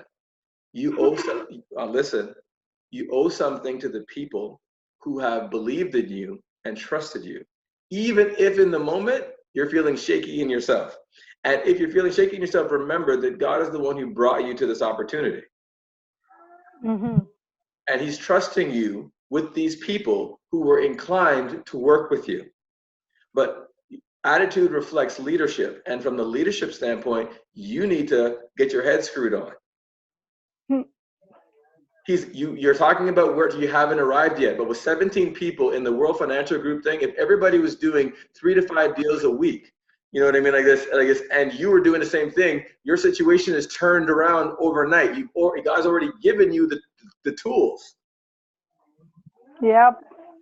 And now you just have to get the attitude. You said attitude reflect what? I was just attitude reflects leadership. Oh, okay. And you're their leader. Yeah. So if you've got doubts, how can you look in their eyes with certainty and tell them something? Because otherwise you're just a good liar. Because if you don't, are you getting what I'm saying? Oh yeah. Uh-huh. if you don't believe in the core, what you're doing, then you shouldn't be in that business first and foremost. I believe in it greatly. That's why I'm there. That's why I Okay. came back. Fine. So since you believe in it, and are you passionate about it? Do you love this business, or you just I started? love this business. I'm Okay. passionate about So we've established that this is calling for you. it. Yes. Okay. So now what it comes down to is the mechanics of how can I take things to the next level. So the next level is follow up and follow through. Okay. Get that money. Like this, help these people. And I should have said it in reverse. Help these people, then get that money. And your goal is, I want you to think about this. If you're a solid advisor, if you're a solid advisor and you know what you're doing, these people are lucky to have you, because a lot of advisors, as I said earlier in the call, don't know what the hell they're doing. Right. Right. And you're right about that, Noel. And let me let you know this. Just recently, I have been doing some thinking myself, and I started helping my people one by one, because I realized I could not take the 17 and help them at one time. So as I learn from the business, I'm teaching, because I want to be a business owner. I don't want to be a self-employed person. Okay, I'm gonna stop you for a second. I'm just gonna give you this, because just in the essence of time. And if you become a part of the program, we'll go into this stuff very, very deep, and we'll help you with that. So here's the thing that I'm gonna say to you. Number one, part of the problem, and I've coached a lot of people in WFG, is it's a lot of recruiting focus as opposed to getting clients focused. And I guess, and it's a problem for a lot of folks, because they're in recruiting mode, but they're not into learning their craft as an advisor mode. I would for 2 weeks shut down all recruiting, and I would have my team with me, and we're going to make certain that they know what the hell they're doing, that they understand what they're actually selling. I guess if you have a top leader or two on your team who can assist you with that, great, you're going to run train. And the goal is, I want to help each of you go full time, because I know all 17 ain't full time. Right. Most of them I know part timers. I already know. So what you're going to do then is the goal is that each person needs to be able to go and get at least 3 clients in a week before you will agree to work with them on recruiting one person. And now they're gonna learn their product. Yeah. Because now once they understand their product and they know how to get a sale on that product, if they know how to do 3 deals a week, and I can show you at the end of this presentation, I had somebody from WFG, their best check was $1,200 in a year, and they did like 6 deals inside of 30 days working with me. Wow. It's in my slides. It's literally in my slides. So I'll show you before the end of the call. So the point simply is but now, so what's going to happen is that and I know that your marketing director is may not be happy for a little bit, but they need to chill, because you're not in a pyramid scheme. You're in business of advisors teaching people. You're talking about in life insurance. That's not a plaything with people. About their investment portfolio. That's not a plaything. People need to take that seriously. It's not a joke. You're the reason that somebody retires or doesn't. You're the reason that they're either covered properly with their policy or they're not. You're the reason that spousal abuse, one of the biggest reasons for it is financial hardship. You're part of the reation that maybe helped stem that. Are you getting what I'm saying? Like it's So what you're going to do is you ain't helping nobody train until they can go do 3 a week. When they can do 3 signups a week, or at least two a week. Like then now they know how to do that. Once they learn how to do it, then they can teach that. But you can't teach something you don't do. Wow. And it's not just a problem in your business, it's in network marketing too. In network marketing, people are so focused on recruiting, but not learning how to, you need to be able to earn enough income to survive on your selling of your product. If you can't do that, you're in a shitty business. I'm sorry. That is true. That is true. From my perspective, I think it's nonsense. So which means I'm not doing bad by training these people individually then, right? No, but because there's 17 of them and we want to get them all on the same page, you're going to start setting up regular meetings multiple times a week with your team, where they're going to come in and get trained. You're going to go in the field. You're going to be doing your deal count may drop a little bit because you need to help them start producing. But you're going to still do follow through because you need to show them that you're doing it. So you're going to be working harder than you've ever worked. You're going to commit to get, how many deals a week are you doing now? Well, sometimes I get 3. Okay. So what's your Small goal? policy. Sometimes you do 3. So the average is what, 1.5 to 2? Yeah. Okay, if we're being honest. So so what we want to do is bump it to 3. Okay. Like it's because you need to set the example. You need to set the pace. And then if your rule with your team, if they're not in the field doing a deal, they're with you on your appointments, learning. And you should be recording your appointments. Just take out the names of the person so that they can hear what's actually being said, because I know there's privacy issues. I get it. You know, yeah. Strictly for training purposes, so they can actually hear how you deal with objections, and they can put that in their car and they're listening to that each day. They're studying it each night when they get home. Are you getting what I'm saying? Yep. So you're going to help them increase their learning curve. But if you can get 17 people, even doing two deals a week, they're all looking at going full time inside of 60 days. That I can tell you. Wow. That's powerful. They're not going full time because they're afraid they're not making no money. You're right. And the thing is, recruiting, as you said, you know, in the beginning when I came the second time, you know, we were doing a run. So my focus really was to get whoever was doing the run to get as much recruit as I can get for that person. But now that I seized myself in the business, I got licensed and everything, I'm encouraging my teams to get licensed because I realize you cannot make any money without a license. Well, they can, but there's ways to sort of get people through while they're getting their license. They can refer the business to you. You can hold the commission. When they get their license, then you can pass off the commission. You know what I mean? So that's something that you could do. You know what I mean? Put the deals under you, hold the commission for them, and then as soon as they're licensed, they've got cash in hand. So there's different things. There's things you can do to get creative. I got to end this here, but if you're enjoying this and you're loving it, sign up with the program and I get to sharing how that whole thing works, and we'll take it from there, okay? You got some value from that? Thank you so much. Thank you so much. You're welcome. So I'm going to keep it moving. I hope you guys are enjoying this, guys. Boom. All right. Members of the game change. Okay, so I'm going to bring this right back to the PowerPoint. That went a little longer than I was anticipating, so I'm going to speed through some of this a little bit faster.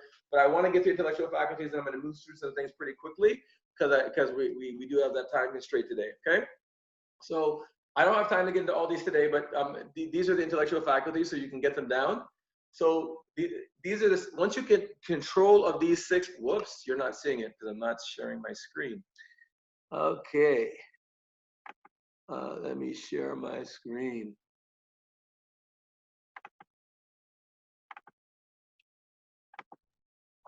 Okay, now we're on the same page. Boom.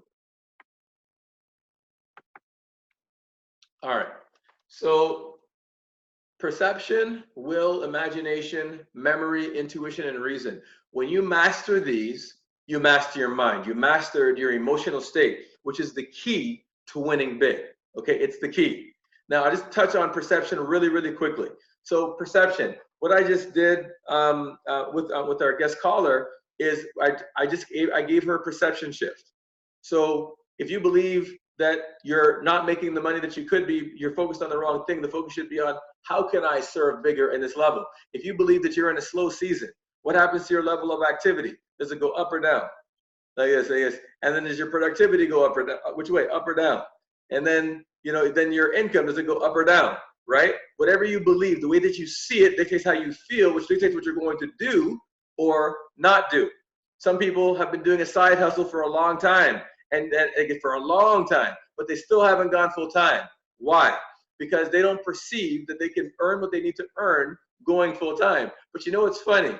When I was in the direct sales business, we had to teach people. We had to sometimes some clients would come, they would go, because we would blow out. Sometimes we would blow it out where they couldn't handle the business, so we had to shut down that campaign. Then we had to bring in another campaign and merge that one. So sometimes we would come into the office and we had to learn a whole new product that morning and then go pitch it and make money and earn a full-time income. You know what I mean? Like this. Yeah, that's what we had to do in the direct sales business. So if you couldn't teach a new person how to do that within 3 days, they were gone, because this was full commission, straight commission, right? And so we have to get good at teaching people fast. And so we have to get good at adapting fast. And if you can go out and generate on a part-time basis close to what you generate on a full-time basis doing your job, then you know it's time to leave because you're wasting your time at that job. Because could you imagine if you had more time to actually go out and get the business? I hope this is resonating with somebody. If it's resonating, let me see. So, and by the way, at the end of this call, because it is my 9-year anniversary, by the time we're done, I will coach another person before we're done. So it's a 9-year anniversary, so we're celebrating today. So I will coach one more person before we are, after I've gone through the whole presentation, okay? So the, what was that? What did that person say here? Oh, good Lord. Technology is not working with me today, man. Let me see if I can open up this chat and see what this person is trying to say. Shanti, if one of you guys can read it, you can let me know. Like if it's something that I need to look at right away, because I can't see it. So now, in launching the 10 million strong, because full disclosure, I have been asked for years, Noel, will you please develop a program that can be launched online? Will you please do something that you could do online?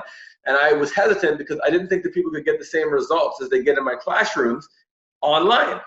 I didn't see it. So my perception wasn't going to work. You know what I mean? And I was concerned because my reputation is based on results. So long and short of it is this: I went to Funnel Hacker Live in Nashville, and I saw 250 people cross the stage from different industries, all who have made over $1 million in the last calendar year. It's all online from different industries, and I was like, damn, okay. You know what I mean? So I'm like, okay, fine.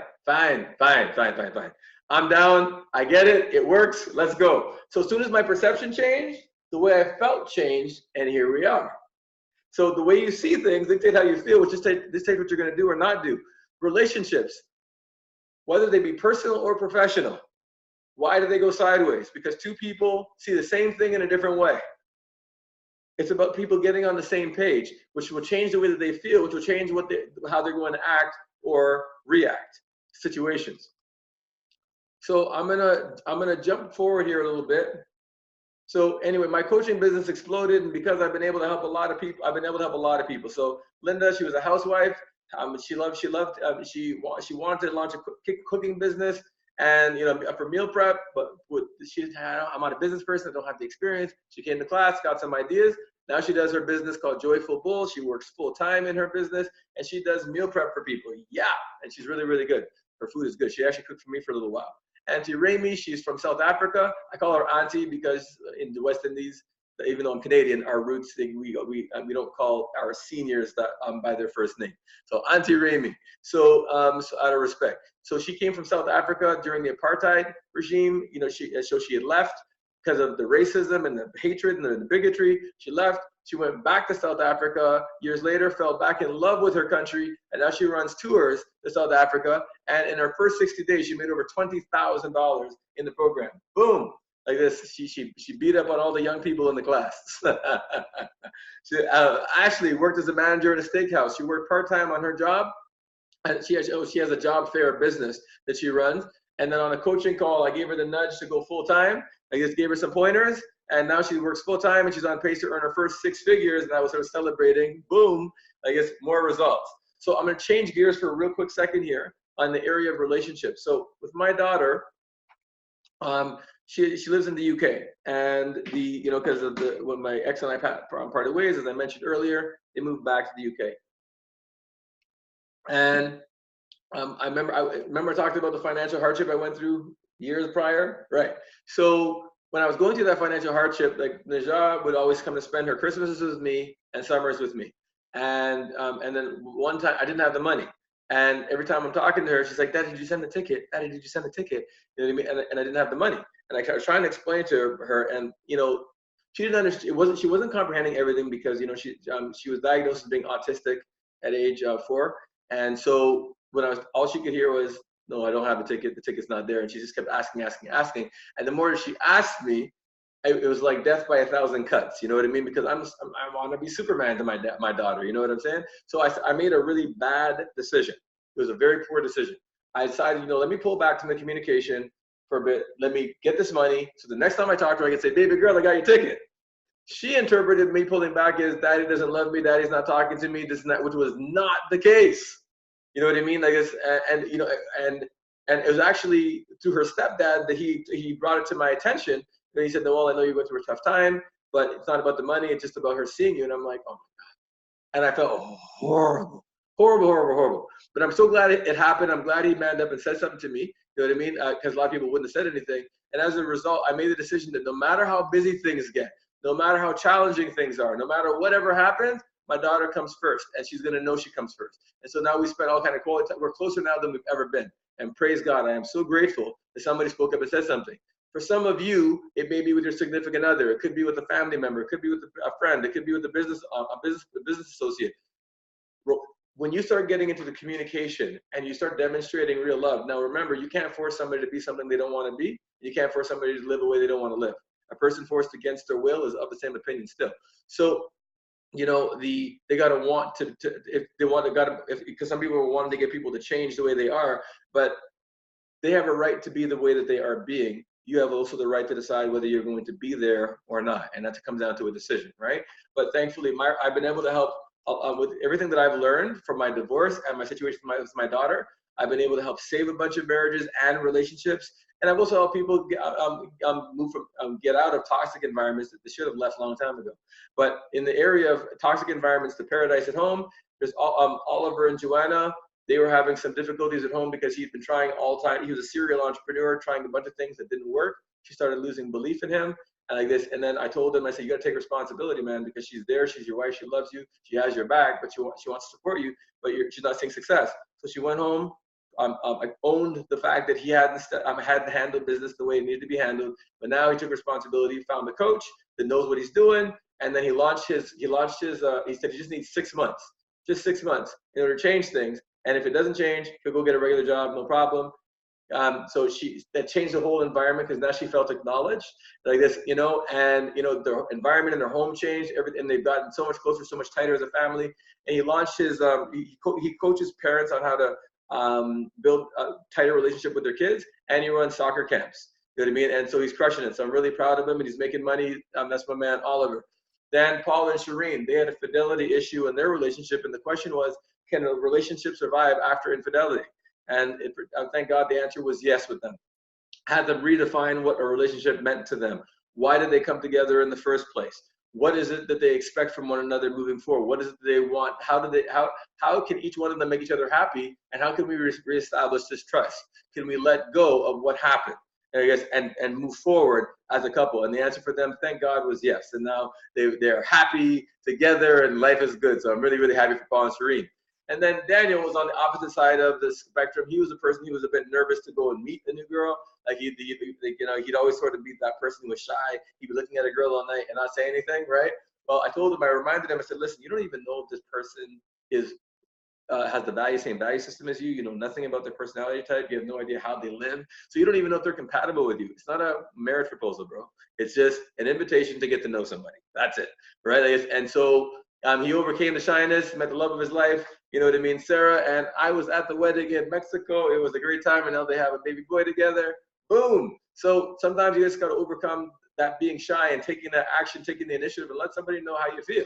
And sometimes I always have to tell ladies sometimes, because somebody say, well, the man's supposed to take the action. It is 2019 going on 2020. If somebody doesn't open their mouth, sometimes, you know, closed mouths don't get fed. Sometimes somebody got to say something. Right? So sometimes you don't want to wait on that other person.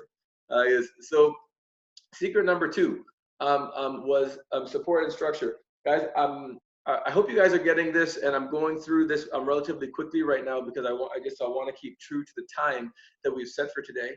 But I'm gonna touch on these really, really quick, and then I'm just gonna jump to what I have to offer. Is everybody okay with that? I guess is everybody good with that? Can you guys bear with me for a little bit?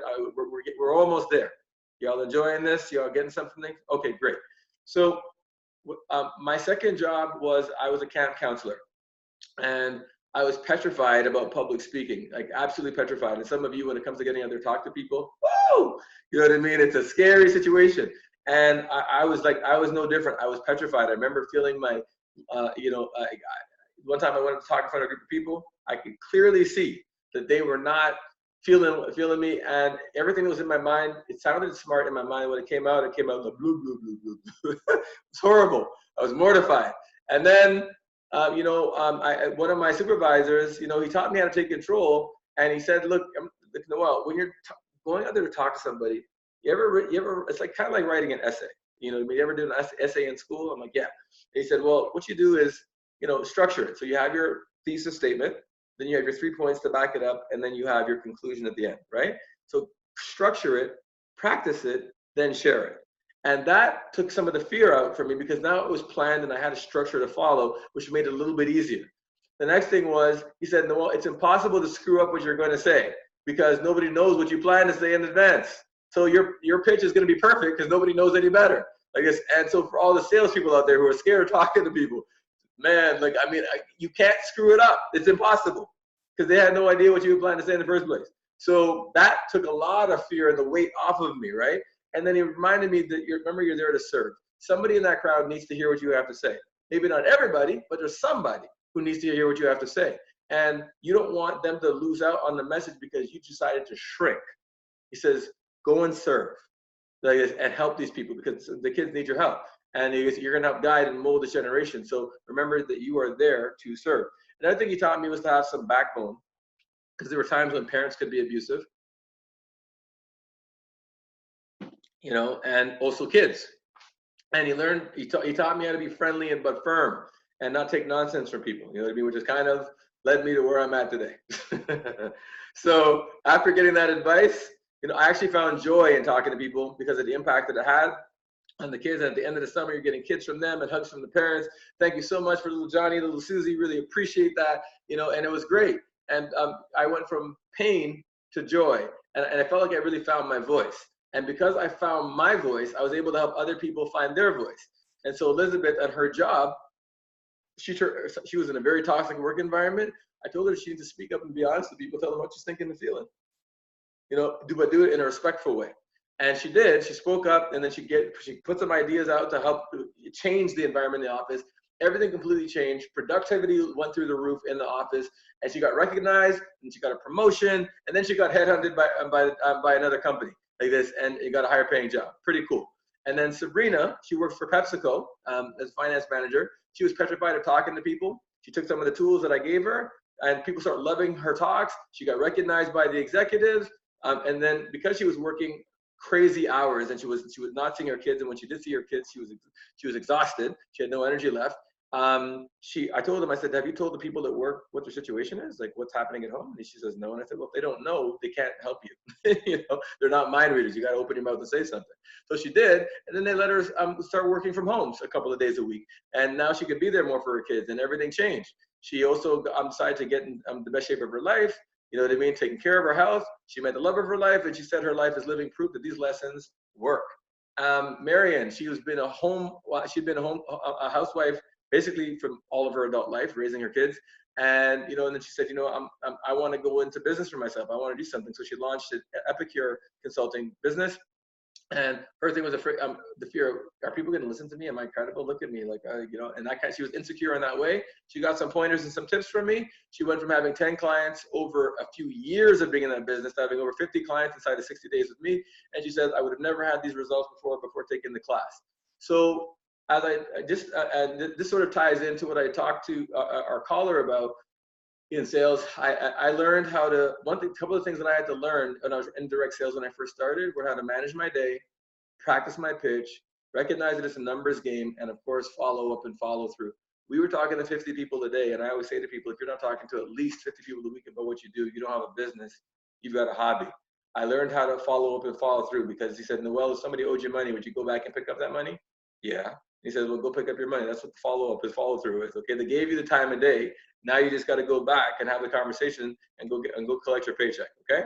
And so that changed things for me as well, which made me feel better about myself. And I ended up going #1 in the field, and I developed the #1 office in Canada, which I'm pretty proud of. And because I was able to do that for myself, I help people in different industries do it for themselves too. So Paul, he was struggling in the field. He was a sales rep for an accounting firm. He went #1, he earned 6 figures for the first time in his life, and he just got headhunted by another company in auto finance, and he's #1 in that company now too. Boom. And then Charles Adelli, mortgage agent with BFG.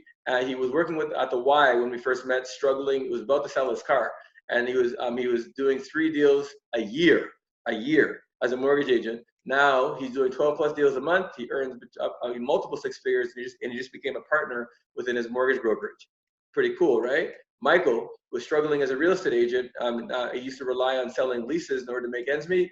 He was so broke he had to set up a GoFundMe to send his daughter to her gymnastics competitions in Montreal. Now he's doing 1 deal a week. He's on pace to earn over 6 figures, and he is now able to pay for his daughter's gymnastics competitions, and they travel first class, baby. And this is him and his princess. Boom. So Sylvia, and yes, that was not a Halloween getup. That is her. She was a police officer, and her husband, yes, is a firefighter.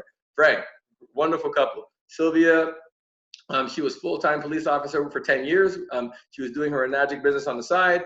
She more than tripled her income as a police officer with 10 years on the force inside of 6 months. So yeah, she's in multiple 6 figures, and she turned in her badge, and she's now full-time in her business. Boom. So I guess you're getting the sense that I know what I'm doing. This stuff kind of works, right? So the last thing I'll touch on is accountability, and then we'll get into the program right away.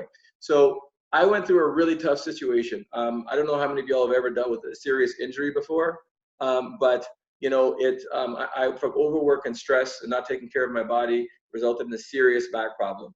And I was bedridden quite literally for a couple of weeks.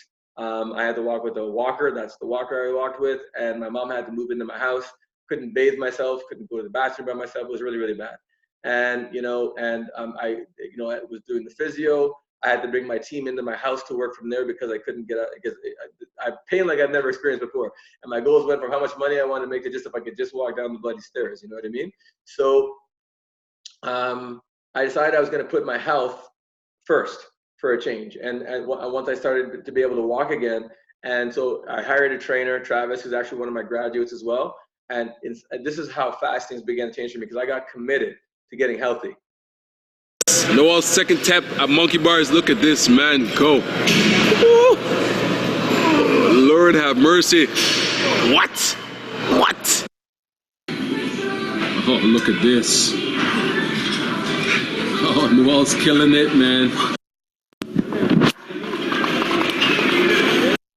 Yeah, you know what's funny? When I had my back out, they were asking me, Noel, what's your biggest concern? And I said, man, I gotta have more kids, but this back gotta work, baby. I need to get my back working. You can do it, put your back into it, right? So I need back. You can't live without your back. My goodness, or your core, right? So that was me taking control, but I needed accountability. I wasn't gonna skip out on meetings with my trainer, where I would skip out on meetings with myself and make excuses about why I wasn't gonna do it and justify it with rational lies. How we rationalize, we tell ourselves rational lies. So through accountability, Jaisal, she's one of my graduates. She was on government assistance when we worked, and when we started together, she needed to pay for the program. So she started cleaning houses, you know what I mean, as a way to raise some money so that she could pay for the course. She fell in love with it, and she launched her business, Love Cleaning. So not only does she clean houses, but she also does organizing for houses, helping them get rid of clutter and all that kind of stuff. And she's on pace to do her first 6 figures. This is another one, Dr. Jacinth Tracy. I'm just going to actually skip. I'll run this one that I want. Hi, I'm Dr. Jacinth Tracy, founder of Unlimited Dreams Potential, Inc. For 25 years now, I've been a management executive working for other people and actually having a lot of success in that field. But I've always had the impression that I wanted to work for myself, but there was a fear barrier and a procrastination really in terms of making that leap. Being coached by Noel was a complete life changer. It turned around my picture and turned around my life for me. I'm actually now the proud owner of my own company, living the authentic life I've been telling other people to live. The teacher can be taught. So with Noel as a fantastic coach, he's actually able to teach somebody like me, a PhD in mental health, how to get through my own fear barriers and my issues with procrastination. So thank you, Noel, for all the coaching and all the fantastic advice. You've made me able to live my more authentic life. Thank you. All right, so now let's get into the program and what we're about to do, okay? And if you're ready to learn something about my little program, I just type and say, yeah, no, let us know. Let's go. I'm ready to learn. What's it all about? Well, I've been to lots of different types of programs, and some of them have great guidance, but no accountability. And accountability is key, because most people, including people on this call, you've got great intentions, but the truth of the matter is it's not going to happen unless you actually have accountability. So some of these, but there was no accountability, and some of them were kind of dry and not fun, and some places you had guidance, they were entertaining, but they weren't that great at programs, and some had accountability, they're fun, and have some guidance, but there's no real support system.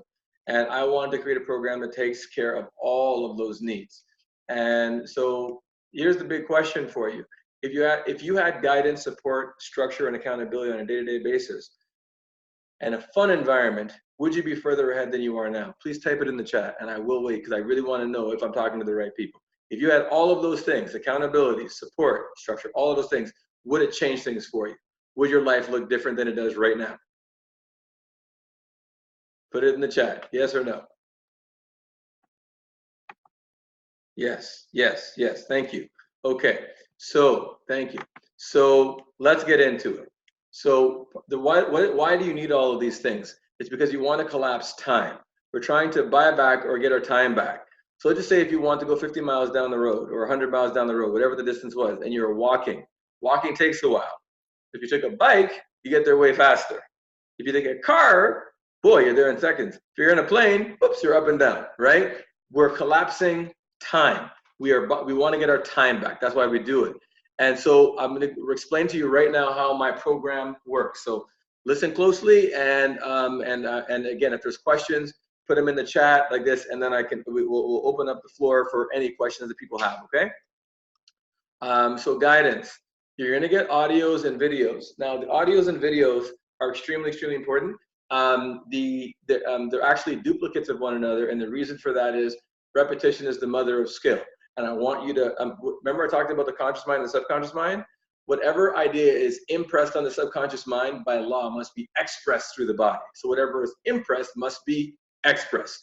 And so as you get these ideas driven into your limbic system, now they start becoming a part of you. So that's the part one. Part two is, have you ever noticed if you watch a movie 2 or 3 times that maybe the 4th time you saw it, hey, I didn't see that part. How did I miss that? Right? It's because your mind goes on trips as you're watching it. You're not always fully actively paying attention.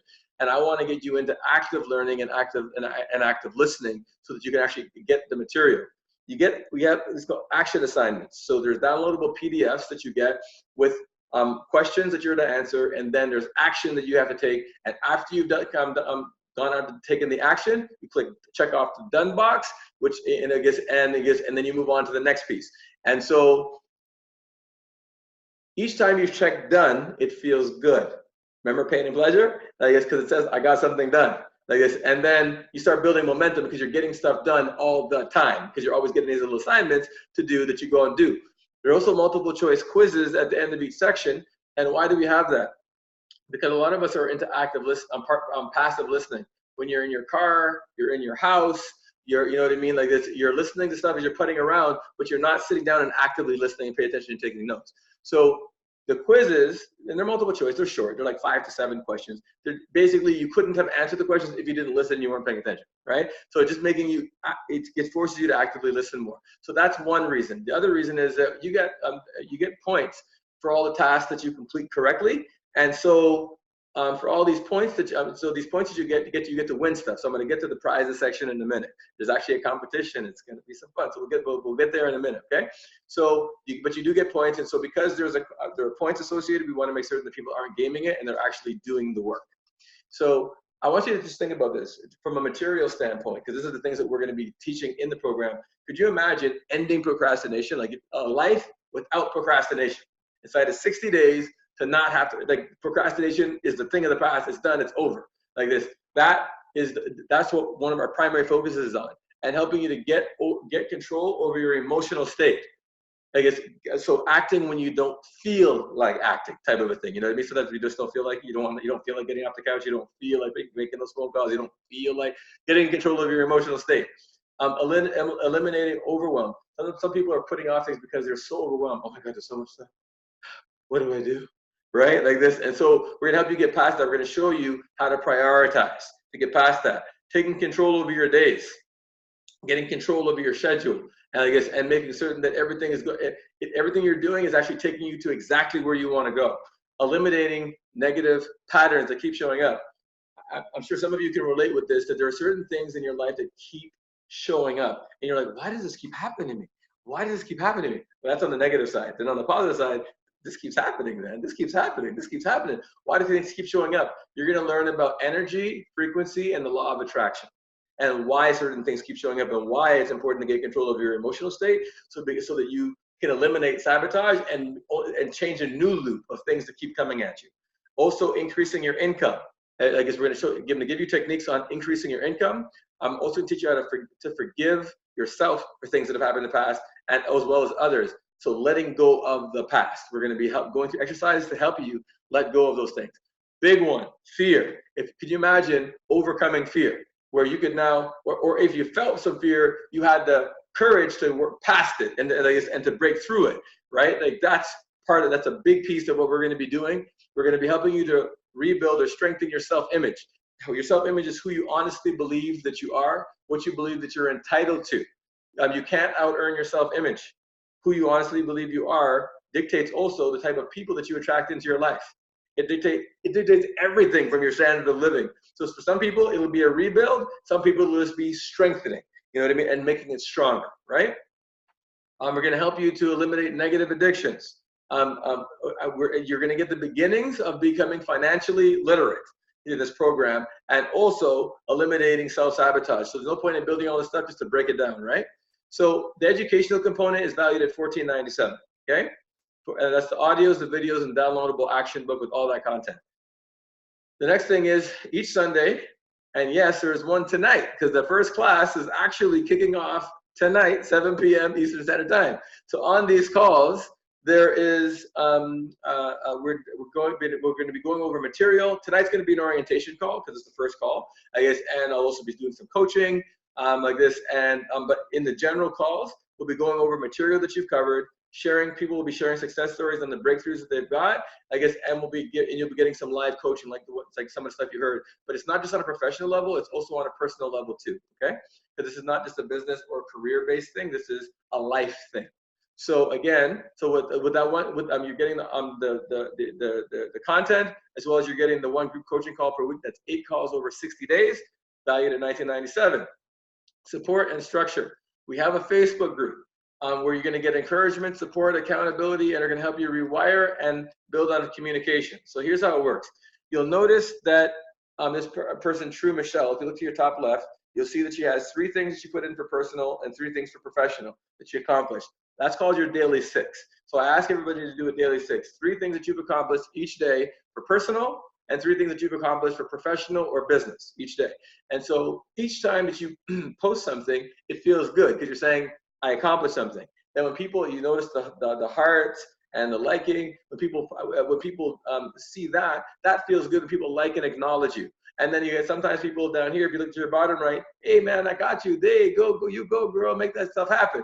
That's the additional support from the group. So encouragement and support is there. So and also in this group, if you have questions or challenges along the way, remember I said some groups don't have really strong support.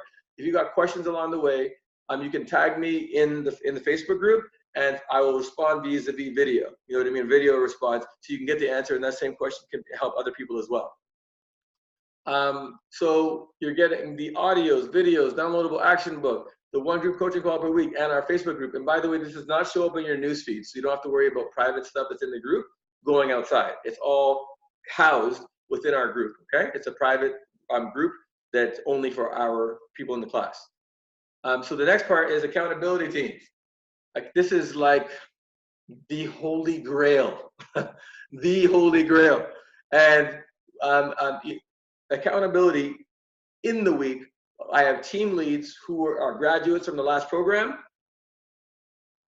who will be leading those sessions. And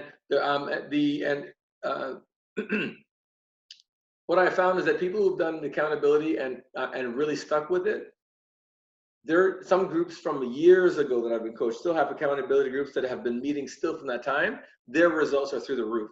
Because the truth is, I can go to the gym by myself, but the workout is not going to be the same as if I go with a trainer. It's just not. You know what I mean? Like this. And accountability groups are there to make certain that you're keeping up with the work, to troubleshoot and mastermind, because you may go through challenges as we go through the process. They're there to help you manage those processes, and they're there to encourage you. So we've got accountability 6 days a week. 6 days a week. So 6 days a week, That's 48 sessions over the course of 60 days. It's valued at $2,500. Quite honestly, it's worth way more than that, but we have to put a number. So the next part is fun. We're gonna have some fun. There will be weekly prizes. Now listen, the competition, the number one person you're in competition with is yourself. And this is about bettering your best life. This is what this is all about. But there, in addition to getting the benefits of beating procrastination and leveling up and taking things to the next level in your life, there will be weekly performance-based prizes, grand prizes that encompass and grand prizes that the entire program. Once you get into the program, we go into that heavily, but we've gamified the site. So it's actually gamified. Pretty cool, where you can actually go in and see the progress of others, and you can see where you are against those, so that you can get that fire and say, I want to win that prize, I want to win that prize, right? So you get that as well. So some of the prizes that I will mention here, we get Feeling Powerful hoodies, boom, yes, pretty cool. And we've also got the Feeling Powerful t-shirts. I'm a Dream-A-holic, and a Dream-A-holic, by the way, is somebody who's completely dedicated to making their passion and dreams become a tangible reality. And we've also got the Win with Noel t-shirts. Boom, look at that, look at how it brings out the complexion. Oh my God. And some people will actually win one-on-one sessions with me and passes to the Game Changer 60-day program. That's my 60-day program in person. Some people will actually win passes for that, to this program. There are other special prizes, but you have to sign up to find out what they are. Boom, membership has its privileges. That's a $3,000 plus value, actually. It's actually worth way more than $3,000. So on the final Zoom call, there will be a graduation, and we will announce the winners of the grand prizes, okay? So recap of what you're getting is all here. The group coaching, calls, the Facebook group, the audio, the content, the accountability sessions, and the prizes. Total value of $11,000 plus, really. This is what it kind of looks like on the inside. You've got each of these programs has a bunch of sections to them. So there's 11 pieces in total inside the program. And just to give you a sense of how much content you're talking about, and if you look down, the journey begins down bottom left corner, you'll see 37 pieces in one section. So it's a lot of material. But over the next 60 days, we're going to really help you to really manifest everything that you've wanted if you want to play ball with us. So your investment for this program is $997 USD, and you get a money back guarantee on it. If you're in the program and it's not working for you within 10 days and you're actually doing the stuff, you're following through the stuff, then feel free to leave and we'll give you back your money, not a problem. And right now what I'm doing, because of the fact that we are in pre-launch, I have a special price right now for pre-launch, because our formal launch will be in January. Our pre-launch price for this program, tell me, Noel, if the pre-launch price is right, I'm ready to go right now. Put it in the chat. I want to see it in the chat. I'm ready to know what the pre-launch price is. What is the pre-launch price? Boom. What is the pre-launch price? Give it to me, Noel. Give it to me. Give it to me. $297 USD. I better see some wow, some OMG, this dude is too giving. It's Christmas came early. Joyeux Noel. Merry Christmas. Oh my God, I got my credit card and I'm ready to go. Like this, so let's get going. Like this. Some people think that cool. That's pretty damn cool. And I'm actually doing a little extra for you here on this too. Some people say, man, Noel, I want to take it for a bit of a test drive. I'll take it for a bit of a test drive. No problem. I'll give it to you for 10 days for $10. And then on the 11th day, your bill to balance of $287. I don't want you procrastinating anymore. If there's anything, because if you won't try it out for $10, then you ain't gonna do it for $287 either, or nothing else. I'm talking to the wrong person anyway. You're not ready to take things to the next level. But if you are, then we're ready to rumble. I'm not seeing nothing in the chat, so I need to get. How many people think that this is pretty freaking cool? Pretty cool. I'm in. Yes. Okay. Well, here it gets even a little bit better. Can it get even better? Yes, it can. Oh my God. How can it get any better than that? Like really. For some of you who are saying to yourself, you know what, Noel, I don't need no test drive. If you bring the price down just a little bit more, I'll just whip up my card. I'm gonna pay for the whole thing one time. I'm good. I'm ready to go. I already get the sense that you know what the hell you're talking about, and I'm ready to rumble. Boom. $247. That's it. For a 60-day program with everything I just showed you. 60 days. Incubator with me. Boom. So what's the next logical question, really, at this point? EC 247, type it in the chat. What is the next logical question? How do I register? Yes, you can open up another browser. Remember, class is actually, we're doing the orientation tonight, 7 o'clock Eastern Standard Time. And if you're unable to make the orientation, because obviously you just found out about it right now, because this is like in literally 3 hours, you can catch the replay on it. That's the beautiful thing about being online. But winwithnoel.com/order now. Go there right now, and I want you to, and let me know that you decided that I'm ready to go. 60-day program, it kicks off tonight, 7 o'clock Eastern Standard Time. We are ready to rumble. Tonight is the orientation call, and everything kicks off, the gamification, the fun, the prizes, all that kind of good stuff. It kicks off tomorrow morning. The gamification starts tomorrow night. Tonight we have our orientation call. Gonna get everybody on the same page. So tomorrow, we're running and we're making things happen. We're making things happen. And some people from that call tonight will begin beating procrastination tonight. Tonight, for sure. That's absolutely. So right now, before I go any further, because I have a little bit more to share with you, and for those people who want to continue hanging out with us, you can.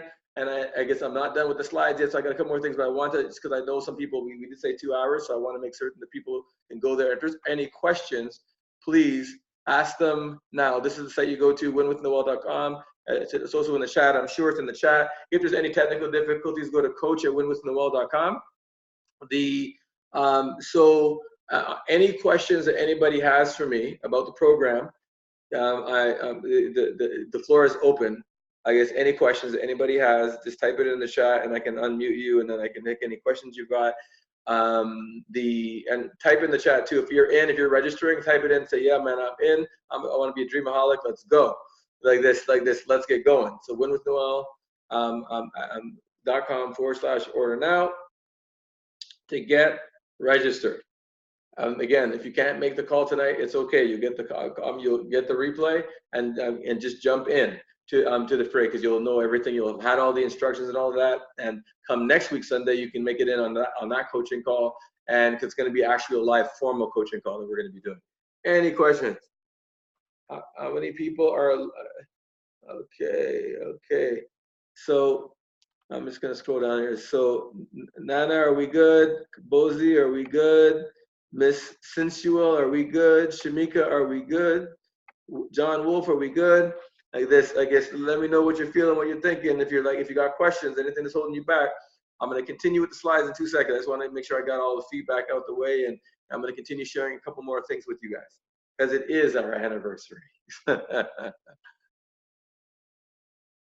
All set. Okay, Ethelyn, welcome to the class. Welcome to the class. Great to have you. Okay, anybody else? Ethelyn, yes, I'm good. Trying to sign up now. Miss Sensual, excellent. Welcome to class. Awesome. Welcome to class. It's an honor and a privilege. I'm looking forward to working with you. Yes, excellent. Anybody else? Anybody? I see Q&A. I see a hand up. So let's click on the hand and see what's good. How many hours do I have to put aside per week in order to make? Okay, good question. How many hours do you need to put aside? It really depends on you and what you want. It depends on you and what you want to achieve. If I go to the gym and work out, once a week, I'm not going to have the same results as somebody who does 6. My suggestion is a minimum, because each of the audios that we have in the videos, they're 15 to 20 minutes max each, because I want to put it in baby bites so it makes it easier for people to digest. So I want to make certain that they're actually going to do the work. So so I would say at least half an hour a day. So that's 15 minutes in the morning, 15 minutes at night, or whatever, or half an hour to an hour a day, I would say would be great. If you can do more, awesome. But what's most important is that you're getting the results, that you're actually following the things and getting the results. That's really, honest to God, what matters the most. And so it's not about necessarily how fast you go through it. It's about how much you get from this and what results that you're getting through this process. That's the most important thing. Okay, so thank you very much for that question. Any other questions? Any other questions? I'm going to continue on. I did promise I would coach folks as well. So I am a man of my word. So good. So anybody else? And let us know that you're getting registered. Let us know you're signing up. We want to see you. We want to welcome you to the crew. We want to welcome you to the Dream-A-holic Nation. So I'm going to continue with the slides, so I'm not seeing any more questions coming up. If there are, put it in the chat, and I will continue to do that. And I'm just going to give you a little bit more as we go through this, okay? So, as I mentioned, today is our 9-year anniversary, and the and I'm being Dream-A-holics, you know, and again, that Dream-A-holic is a person who's addicted and committed to making their passions and dreams become a tangible reality. I've been blessed to help people from all over the world, man, you know, and I've seen the changes that have been made for people. I've seen the growth for people. And, you know, at the end, you will be getting graduation certificates as well, you know, at the end of the 60 days, you know, and seeing the changes being made in people's lives from all over the world, it's one of the most gratifying feelings ever. You know, and my expectations for you are that you're going to play full out. I expect to see breakthroughs, that you will post your daily results in our private Facebook group, and that you're also going to give us feedback, because we're learning as we're going through this. We want to make this the best program on the planet, bar none. I think it's already, like, I mean, frankly, because I've bought other people's courses and programs, and frankly, I've seen some of them look kind of weak. And for what they're charging more than what we're charging. And then again, this is pre-launch, but still, even with what they're offering, I thought that it was way beyond what it was worth. But I guess it's worth is a matter of opinion. I just emptied my credit card for my commitment. I believe it's worth it. Okay, excellent, great. Well, listen, it will. We're gonna make sure we get that money back like right away. So tonight we're gonna on that call. Let's go. We're ready. Welcome, my dear. Welcome. So yeah, we're trying to, we want to make this the best program ever. So the time commitment depends on how big you want to go. So I had the answer to the question, but it came after, right? So it depends on how big you want to go. Okay, yeah. So some people tell me, you know, I'm a little bit tight on money, Noel, and I say, well, what are you spending your money on? What we need to do is really invest in ourselves, you know, and it's time, because the diameter of your thinking dictates the circumference of your activity. You can't function outside of that which you know, and you know, and so if you work on your mind and you strengthen that, you can have all of the things that you want at the highest quality. You know, on the money side, we're going to be going into the basics of financial literacy, guiding. We're going to be giving guidance on budgeting, my guiding principles on investing, understanding credit, how to select a strong advisor, and the right questions to ask, you know, which is huge for people, right? I'm gonna share a little story here real quick. As you know, my name is Eli Barafu, and I'm the president and founder of Elite Health and Wellness Center. And about 60 days ago, I couldn't say that. So I came into this program definitely looking for clarity. So I had something on my heart that has been kind of like there for the past 3 years, but I never took action. I never moved. So I've been in the healthcare field for over 10 years, love what I do, but I always felt like, you know what, I just want to do more. There was more to do. So I came to the Game Changer program. And again, I was one of those people. I've seen Noel through some of the opportunities that I've been part of, and always leading out in some of the network marketing companies that I've been part of, but always sitting on the sideline, just watching from afar and never taking action. So September last year, I'm like, you know what? It's time to make action. I can't keep doing the same thing over and over again, expecting a different result. So I hit him up, you know, on Facebook. He sent me a quick note back, and I came to his free Game Changer course, and it blew my mind. So one thing that he said that really stuck with me was inspiration is instruction from your creator to move. So I remember going home and I was just super excited, as most of you guys were, and just kind of like I couldn't sleep that night. I was just like up, going through my notes, and you know what? I'm like, I need to take this step. So I enrolled in the 60-day course, and it's been life-changing. So I'll just go through maybe a few things that through my business side, and I also share some of the personal side. So in terms of business, I launched the company about 2 weeks ago. So it's pretty much launched, and it's when you put yourself out there, like it's been amazing. So I've started booking clients now. I have a speaking engagement in Hamilton, paid speaking engagement in Hamilton in March.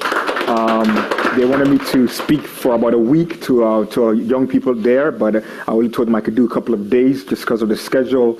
I'll be going to Maryland next month to meet the VP of Sales for a network marketing company and the CEO to see how I can work with their team and train them. I already have a speaking engagement in October that is booked for about 1,000 people at a church in Toronto. I'll be speaking there three times during just that day. It's their health day. So it's been amazing. I've been able to launch Elite Academy, which will be starting in May. I'll be working with young people ages 14 all the way to 30. Most of them are high school, university kids. And again, it's paid. They're willing to pay for it. So I launched that too. So it's been amazing. In terms of the personal side, as most of you know, I shared with some of you, my wife has been having some health issues ever since we got married. She's been having health issues. She was diagnosed with lupus a couple of months just after we got married. And then a couple of weeks ago, we had a scare where she found a lump in her breast, and we had to go through the mammogram and biopsy and ultrasound and all of that. And I know for sure if it wasn't for this class and the things that I've been learning from this class, I would have handled it totally different. So that really helped me to understand how much I've learned and how much I've grown over the past few months. Just not stressing about it. Like, you know what? Nothing was confirmed yet. There was no point of me worrying and stressing, just being there for her and just really communicating with her. And that's all I could have done. And by God's grace, we got the news back this week. It's benign. It's not cancerous. So we thank God for that. But again, this class has helped me tremendously.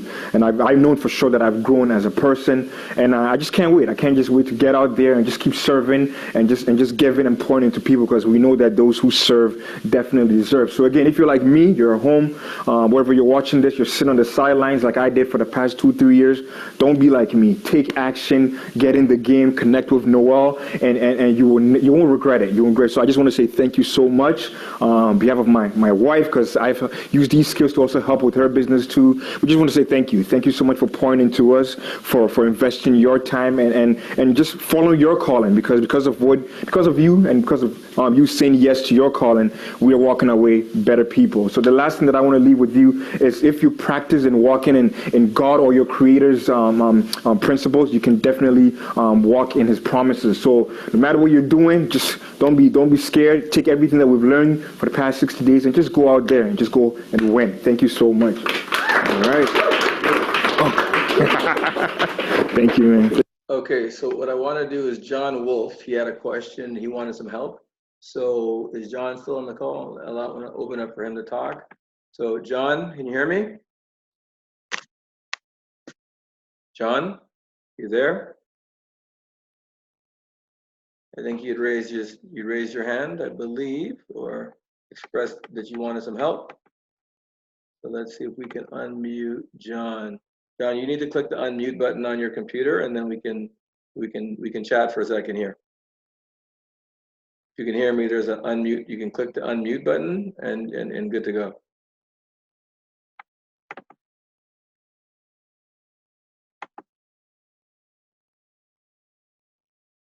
John, hello?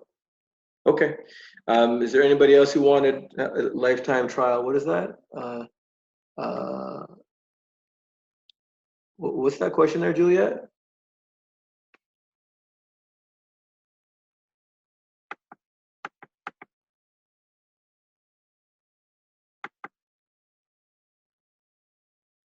Okay. Okay. So, I got it. Okay, fair enough. So I'm going to continue going, but if there's somebody who wanted help with something, I did promise. So no problem at all.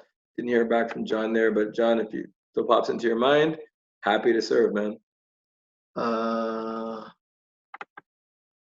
Okay, so let's come back to this.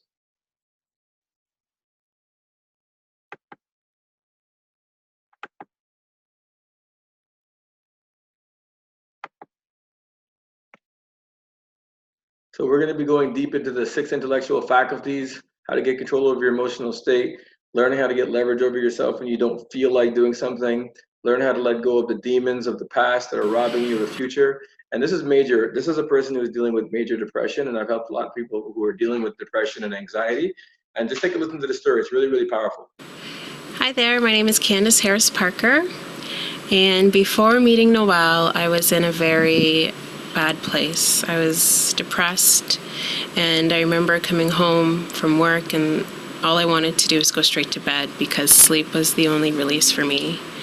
And I think the problem was that I was trying to find happiness in things. There were things that I wanted to achieve, and I thought once I got them, they would make me happy. Well, I got my degree, still wasn't happy.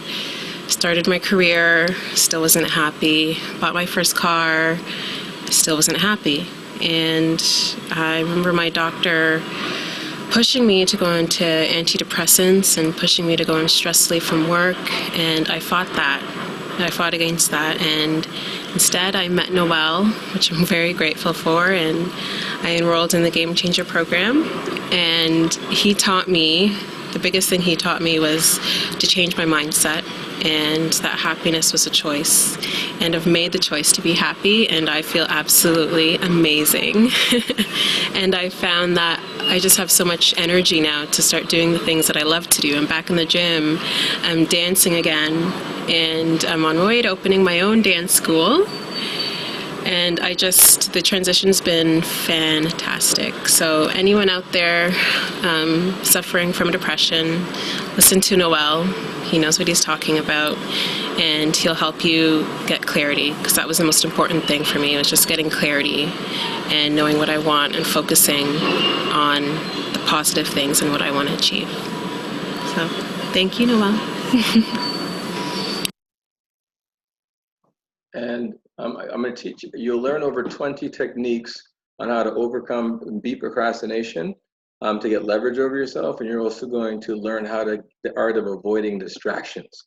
We got over 20 techniques to help you get past procrastination. And you're also going to learn the art of getting past distractions. Mark was a guy who procrastinated quite a bit. And I see that there's a question there. I'm going to get right to it. Just give me 2 secs. Mark Saracen was struggling to find his way. He discovered his passion was in the arts, entertainment, and athletic promotions. He wasn't sure where to get started. I told him, well, let's start small, let's do something. So he started throwing parties at a place called 70 Down, and a lounge in the exclusive Yorkville area in Toronto. Then he went on to the Trump Hotel, and he was doing parties there. And then he took things to the next level, and now he's working with the Toronto Raptors, Toronto Blue Jays, the UFC, and many others. He's doing really amazing stuff. So just seeing that difference, you know what I mean? It makes all the difference in the world, and he's really crushing it. He's gone from literally sleeping on people's couches to having a business and getting paid to do his stuff full time. Denise decided to take the program with her 2 kids, Dallas and Sarah. And Dallas was dealing with depression, largely due to a lack of clarity, because he wasn't sure what type of work he wanted to do. And we found his passion, which is in woodwork, and so he got his dream job in woodworking, so he's super happy. Sarah works in a hair salon, and she had her bridal business on the side. She had the fear of stepping out and going full time. She came, learned some really cool things, and now she's gone full time, and she's got 4 people on her team. Boom. And Denise, she's in network marketing. Her business experienced over 150% growth, and she had over 1,000 people in her organization, which is really, really cool. And she changed how she related with her organization, and she learned how to be a business owner as opposed to being self-employed. And as a family, now they've become much closer. And Denise said, essentially, she got her family back, which is pretty amazing, And we're going to help you to overcome fear, the fear of sales, overcoming the fear of public speaking, over the fear of rejection, whether it be on personal, business, or professional, overcoming the fear of what other people think, and following your instincts. Hello, my name is Fran Garten. I am a personal trainer and health and wellness educator with Insist on Fit, and I run my own studio. And prior to doing the Win with Noel program, I was working part-time in my fitness business, and I was also teaching ESL, English as a Second Language, part-time. And before I did the program, I was really concerned about what others would think about me if I focused on my fitness business full time, and I had a lot of fear that was holding me back because I wasn't sure about how I could make things happen in my fitness business. And after doing the program, I realized that fear was actually really holding me back from achieving what I wanted to do. And originally I had planned, when I had started the program with Noel, I had planned to leave my teaching job and do fitness full-time in a year's time. So that would have been June of 2020. And then after going through the program, I realized that that time frame wasn't going to work for me. And I actually ended up leaving 3 weeks ago, actually tomorrow. So now I'm doing fitness full time. I'm super happy. Lots of things have happened. So I've increased my client base, number one. I have started doing workshops, and I've booked workshops at the local public library, at a health and wellness clinic, at a belly dance studio in town here in the Kitchener area, and I'm also doing workshops in my own fitness facility. So things have been working out really well, and I've also become the featured trainer for 3 golf courses in the Kitchener, Waterloo, and Cambridge area, and that actually just happened today. So things have really changed in the past 3 weeks, and things have really changed since I took Noel's program. I think the biggest thing that I have realized that fear holds you back from doing the things that you want to do. And once you open yourself up and you change your mindset and you realize that things can be the way that you want them to be, you have control over what happens in your life, then that sort of frees you and allows the universe and allows you to actually do things in a proactive manner so that you actually get the results that you really want. So if you're thinking about taking the program, if you're not sure about it, all I can say is do it. Open your mind, open your heart, open your life to all these changes that are going to come, because it's going to be absolutely amazing. So follow Noel, follow his program, and follow all the tips that he gives you. Thank you, and I wish you the best of luck. All right, so I see another question come up here, so let me see if I can speak to that. It's not showing up on this side, so let me just stop this and stop sharing. We're pretty much done here, guys.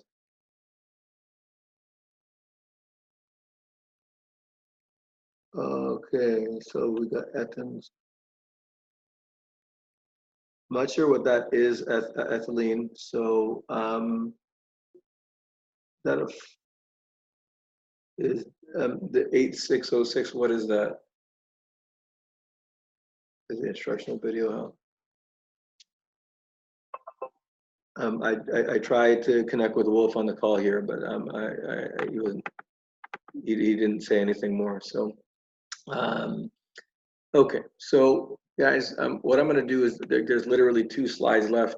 I'm going to I will give Wolf a call if he's left us a phone number to reach him, or contact information. But I did try to unmute him on there, but I didn't hear him.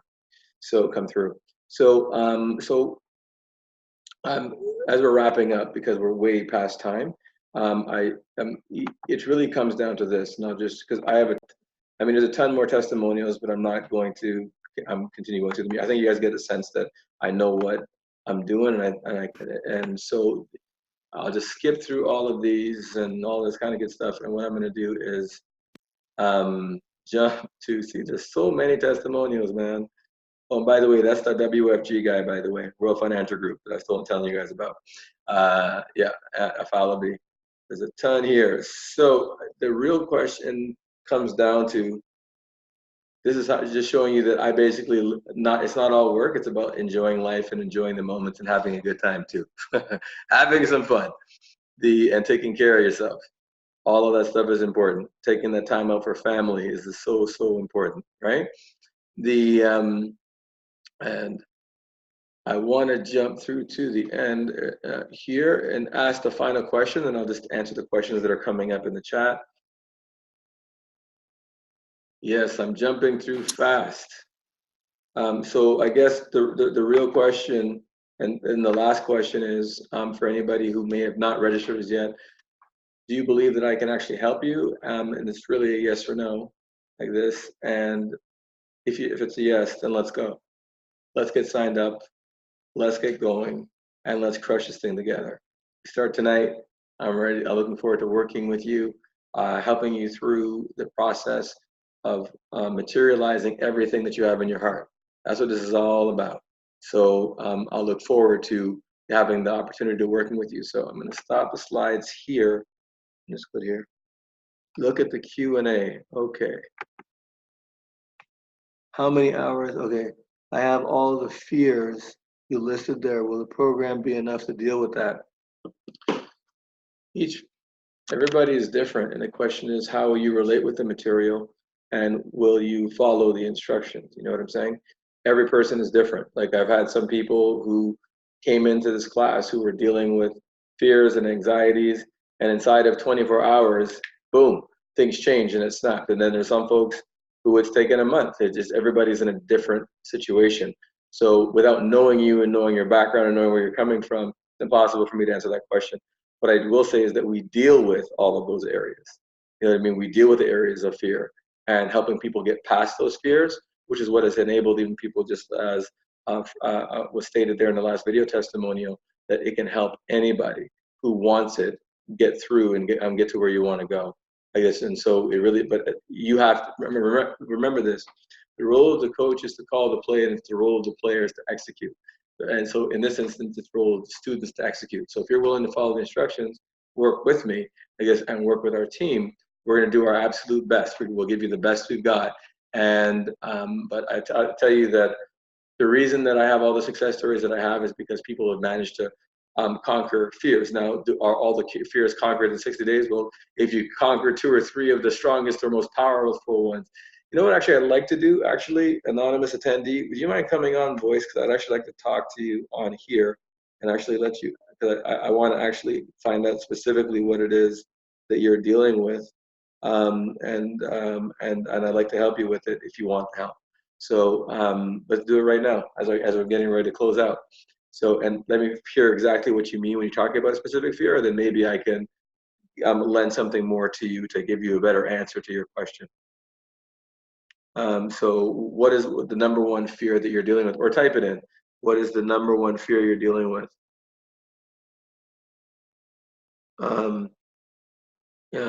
So like, what would you say the thing that if you wanted to conquer right now, what would it be? It says anonymous attendee, so clearly you didn't want to be identified, and that's fine. If you would type it in, at least that would be great, and then I have something to actually go with here.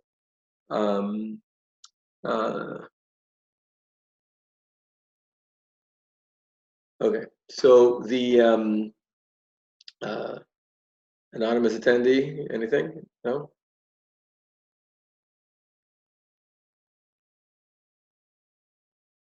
Okay, well, if you decide that you want to share, I can help you there, but each one of the areas that we talked about, we deal with all of those, and we deal with them in depth, and and I look forward to the privilege of being able to work with you and give you the best we've got.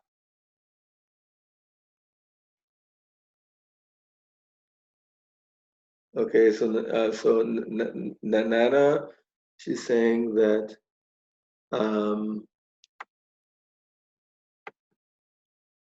I'm generally a shy person, so I have fear of public speaking and just interacting with new people. Okay, got it. Where are you on here, Nana? I'm looking for you on here. You mind if I bring you on speaker, Nana? Like I'm gonna allow you to speak. I just turned on your mic. You can hear me? Nana? I just unmuted you so you can actually speak. And feel free to you can just talk to me, I guess, and I can help you right now. Okay, so hello. Hi. How are you? I'm good. How are you? Very, very good. Very good. Powerful, actually. Powerful. So, so you're saying that you're genuinely nervous about talking in front of people? Yes, I am. Okay. But of course, I still do it because my work requires me to, but I have to go through a lot of nerves and trying to, deal with it a few days before so I have to put a lot of work before I get to do my public speaking. So I'm really trying to deal with that. And I think more of it has to do with that I think I'm generally a shy person, and I like to keep to myself. Mm-hmm. Okay. So, What kind of work do you do? Okay, I work for for an organization. So we do what we do is it's okay. We deal with with countries, with member states. So we do a lot of capacity building. Okay. So we do some training and maybe just information sharing with countries. Okay. So your audience that you're speaking to is dignitaries. Yes, dignitaries and experts in certain areas. Okay. My focus mainly is on international trade, so that's the area that I normally speak of. Right. Got it. Okay. So, okay. So the people that you're talking to, what is the impact of your speaking with them? What is the ultimate impact that comes from you speaking with them? Okay, these are government officials generally, and it's for them to take the message and maybe do some policy changes at national level or at regional level, or So, yeah. but those policy changes make what kind of a difference in the people of their country's lives? It's okay. The impact, the ultimate impact is to reduce poverty, to deal with poverty issues. Okay, so here's what I would like for you to do. Am I pronouncing your name right, Nanana? Yeah. Okay, awesome. But I want to make sure I don't butcher your name, you know? I want you, when the next time that you go to talk at a group, I want you to think about the people who are starving, who need the answer and they need the help. Okay. I mean, really, I want you to think about, you know, some of the poverty that's occurring in these places. And if one of these government officials were to enact some of the ideas that you have, these people will never meet you and will never even know you existed, but their lives have been changed because you shared with those people. Oh, well, okay. No, but I'm asking you, like, as I'm saying that to you, how are you feeling as I'm saying that, sharing that to you? Yeah, you never thought it of that way. Mm-hmm. I think what I'm thinking, or what I normally think of, is just the audience there, and we're getting worried whether they will hear my message or my nerves will get all over me, and I'll not be able to. See, here's part of the problem with a lot of people in sales and in general, is that the reason why you get nervous talking to people is because you're being self-conscious. You're thinking about yourself, like so. You know, so you're thinking about how would they look at me, and am I coming across right? Do they think I'm intelligent? This, and that, right? Because as opposed to thinking about somebody here needs to hear what I have to say. Somebody's life is going to be changed because somebody took action on something that I have to say. Somebody was not aware of what to do and they were looking for the answer, and God sent them the answer in the form of Nana.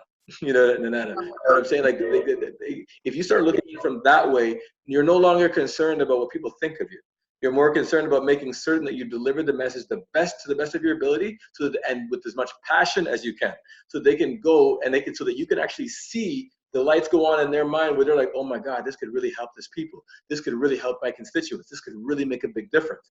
So they go home and they go home excited because they had the interaction with you that gave them ideas that they hadn't thought about. Oh, wow. Oh, okay. Yeah. No, I get it. And I think, you know, if it doesn't only stop at making the presentation, I even go back. It can take maybe like a few days for me to get over it, because I still come back and get worried. Did I really say the right things? Did I say? But the question I'm asking you now, with what I just said to you. Yeah. Now because you're looking, everybody on this call represents something. Yeah. And that's something that they represent has an impact on people. Mm-hmm. So now that you're beginning to focus on the impact that you want to make. Yeah. Does that change the way that you feel about it? Yes, it does. How do you feel about it now? Um, Honestly. yeah, I'll try to be honest. Of course, I'm still trying to digest it, but I think it really makes a difference because usually I go there thinking about the audience that is there and thinking maybe I'll not be able to. So I get it that okay, the message that I'm bringing to them might change someone. It's gonna change someone else's life out there. So I think it makes me feel a little bit better about it. I think it's. But how is okay? No. Think about this for a second, and I really want you to, because I don't want you to intellectualize this. Okay. I need you to emotionalize this. Okay. See, as I'm talking on this thing, I've never met you before. I don't know you, right? Yeah. Do I seem nervous? No, not at all. Do I seem concerned about your opinion of me? No. No. Why do you think that is? Because I know that you need this, and I think you've done this over and over again, so you are confident. I think it's because you've done this over and over again, and you are so confident about it, and you know. That's true too, but you have to remember that I've done it in a format where I can see people. And right now, I'm not comfortable not being able to see people. In fact, I hate doing it like this, to be honest. I hate it because I want to see your eyes. I want to connect with you in a different kind of way that I can't do through this format. Yeah. Okay. You know what I mean? So it's something where, how do I get myself to do it? Because I know that the people on this call, their lives, you need this. And I think that everybody who's on this call, honestly, I think that anybody who hasn't registered for the program, I think they've made a huge mistake. They have no idea what they've walked away from. I'm being honest with you. There's nothing to do with the sale of it. It's not going to impact my world if you register today. You know what I'm saying? But it's going to impact yours. Yeah. You know, so I'm just saying that when you go with your message to these people, that you have to understand, because if they enact these policies, this is what the result is. Yeah. When people get in my class, I know what the result is. Mm-hmm. So if you know what the result is, you need to start to fall in love with the result and be like, the only concern you have is making certain that you clearly demonstrate, hey, if you listen to what I have to say, this is what can happen for you. Uh-huh. And they need to hear from you because they don't have it. If they had the ideas, you wouldn't have an audience. Yeah. Yeah, that's true. Didn't have to waste both of everybody's time, right? Yeah. Yeah. Okay. Yeah, I get it. But how are you feeling about what I'm saying though? I'm making sense of it. I really get it now that it's all about the message that I have to put out there and changing people's lives. It's not about maybe I've taken this all along. It's as being looking at myself and how I'm going to deliver the message, not looking at the impact of what I have to put out there, and that it can make it can be life-changing for someone else. Right. But knowing that it can be life-changing, how does that make you feel? Makes me feel good. And come on. It makes me feel good and confident. Do you know what you're doing when you're in front of that group? Do you know what you're doing? Do I know what I'm doing? Am I confident do you know your stuff? Yes, I do. And you're sure that what you're doing, if they actually followed it, it would create change? Yes, I do. Yeah. Okay, so then I'm looking for passion, because if you actually knew that you were genuinely going to save lives, because there's people who may die because they don't get the message that you're supposed to deliver. Yeah. Are you getting what I'm saying? Yes, I do. I do. And that also changes the spirit in the way that you share the information. Mm-hmm. It changes your tone when you're sharing the message. Oh. Yes? Yeah. And so how are we feeling now? Yeah, I think this is very helpful. I have not looked at it that way. It has always been about, okay, am I going to do it right? What are the people going to think about me? And now? Now I know it's not about me. It's all about the message that I have, and the life that I'm going to impact. And now I believe you. I can hear it in your energy. Are you getting what I'm saying? Okay. Yeah, that's it. Boom. Oh, thank you. Thank you. You're welcome. You better register for this program. You better, no, real talk. winwithnoel.com/order now. Go on that site right now. Yeah, I will. I really want to do it. So what's holding you back? No. I'm gonna do it. It's just I had some. I think I had some challenges trying to do the payment, but I'll do it. It was also interrupting the video, so I had to stop. Oh, okay, I got you. Yeah, you have to open up another window in your browser and go to it through something else on your browser, so you can do it in another browser. But yes, okay. Well, Nana, welcome aboard. Looking forward to having you as a Dream-A-holic, but I hope you're getting a sense of when you shift see the power of perception. Yeah, I see. Let's go. Let's rumble. Thank you so much. You're welcome. My pleasure. Okay, thank you. Bye. Bye-bye, Nana. Thank you. Okay. So the person who asked about the fear, I just helped somebody get past a fear. So I hope that answers your question. You know what I mean? So it just, and this is the type of thing that we do to really help people get those breakthroughs and get to where they want to get. Okay. So we got to run. I guess we're going to close out this. I just wanted to say to you, I wanted to say thank you to you for giving me the two most valuable things that you could give a person: your time and your attention. I'm eternally grateful for that. And I look forward to the honor of working with you. If you have question marks about the program, register for the $10 for the 10 days. Get registered, jump in, and get a feel. If after 10 days with me, you're not sure, have a nice day. Okay? You can opt out, just send us an email, let us know, Noel, not working for me, not feeling it, I'm out. Here you go, here's your money back. Thank you very much for coming out. May God continue to bless you in everything you do. That's it, okay? So, for those people who already got the sense that Noel knows what he's talking about, then take the better deal, $247, get registered right now, I guess, and let's get going. And let's help take things to the next level. If you have any difficulties registering beyond this call, please email us at coach@winwithnoel.com. That's coach@winwithnoel.com. Email us there if you're having any problems troubleshooting or getting in through the payment method or whatever. If there's any challenges, shoot us a quick email, coach@winwithnoel.com, and we will help you with that, okay? So with that said, thank you so much. It's been a tremendous pleasure and an honor, and look forward to working with you and seeing you all real soon. Have a truly powerful and blessed day. Thank you. Have a nice day. Thank you. That's my pleasure. It's my pleasure. My pleasure.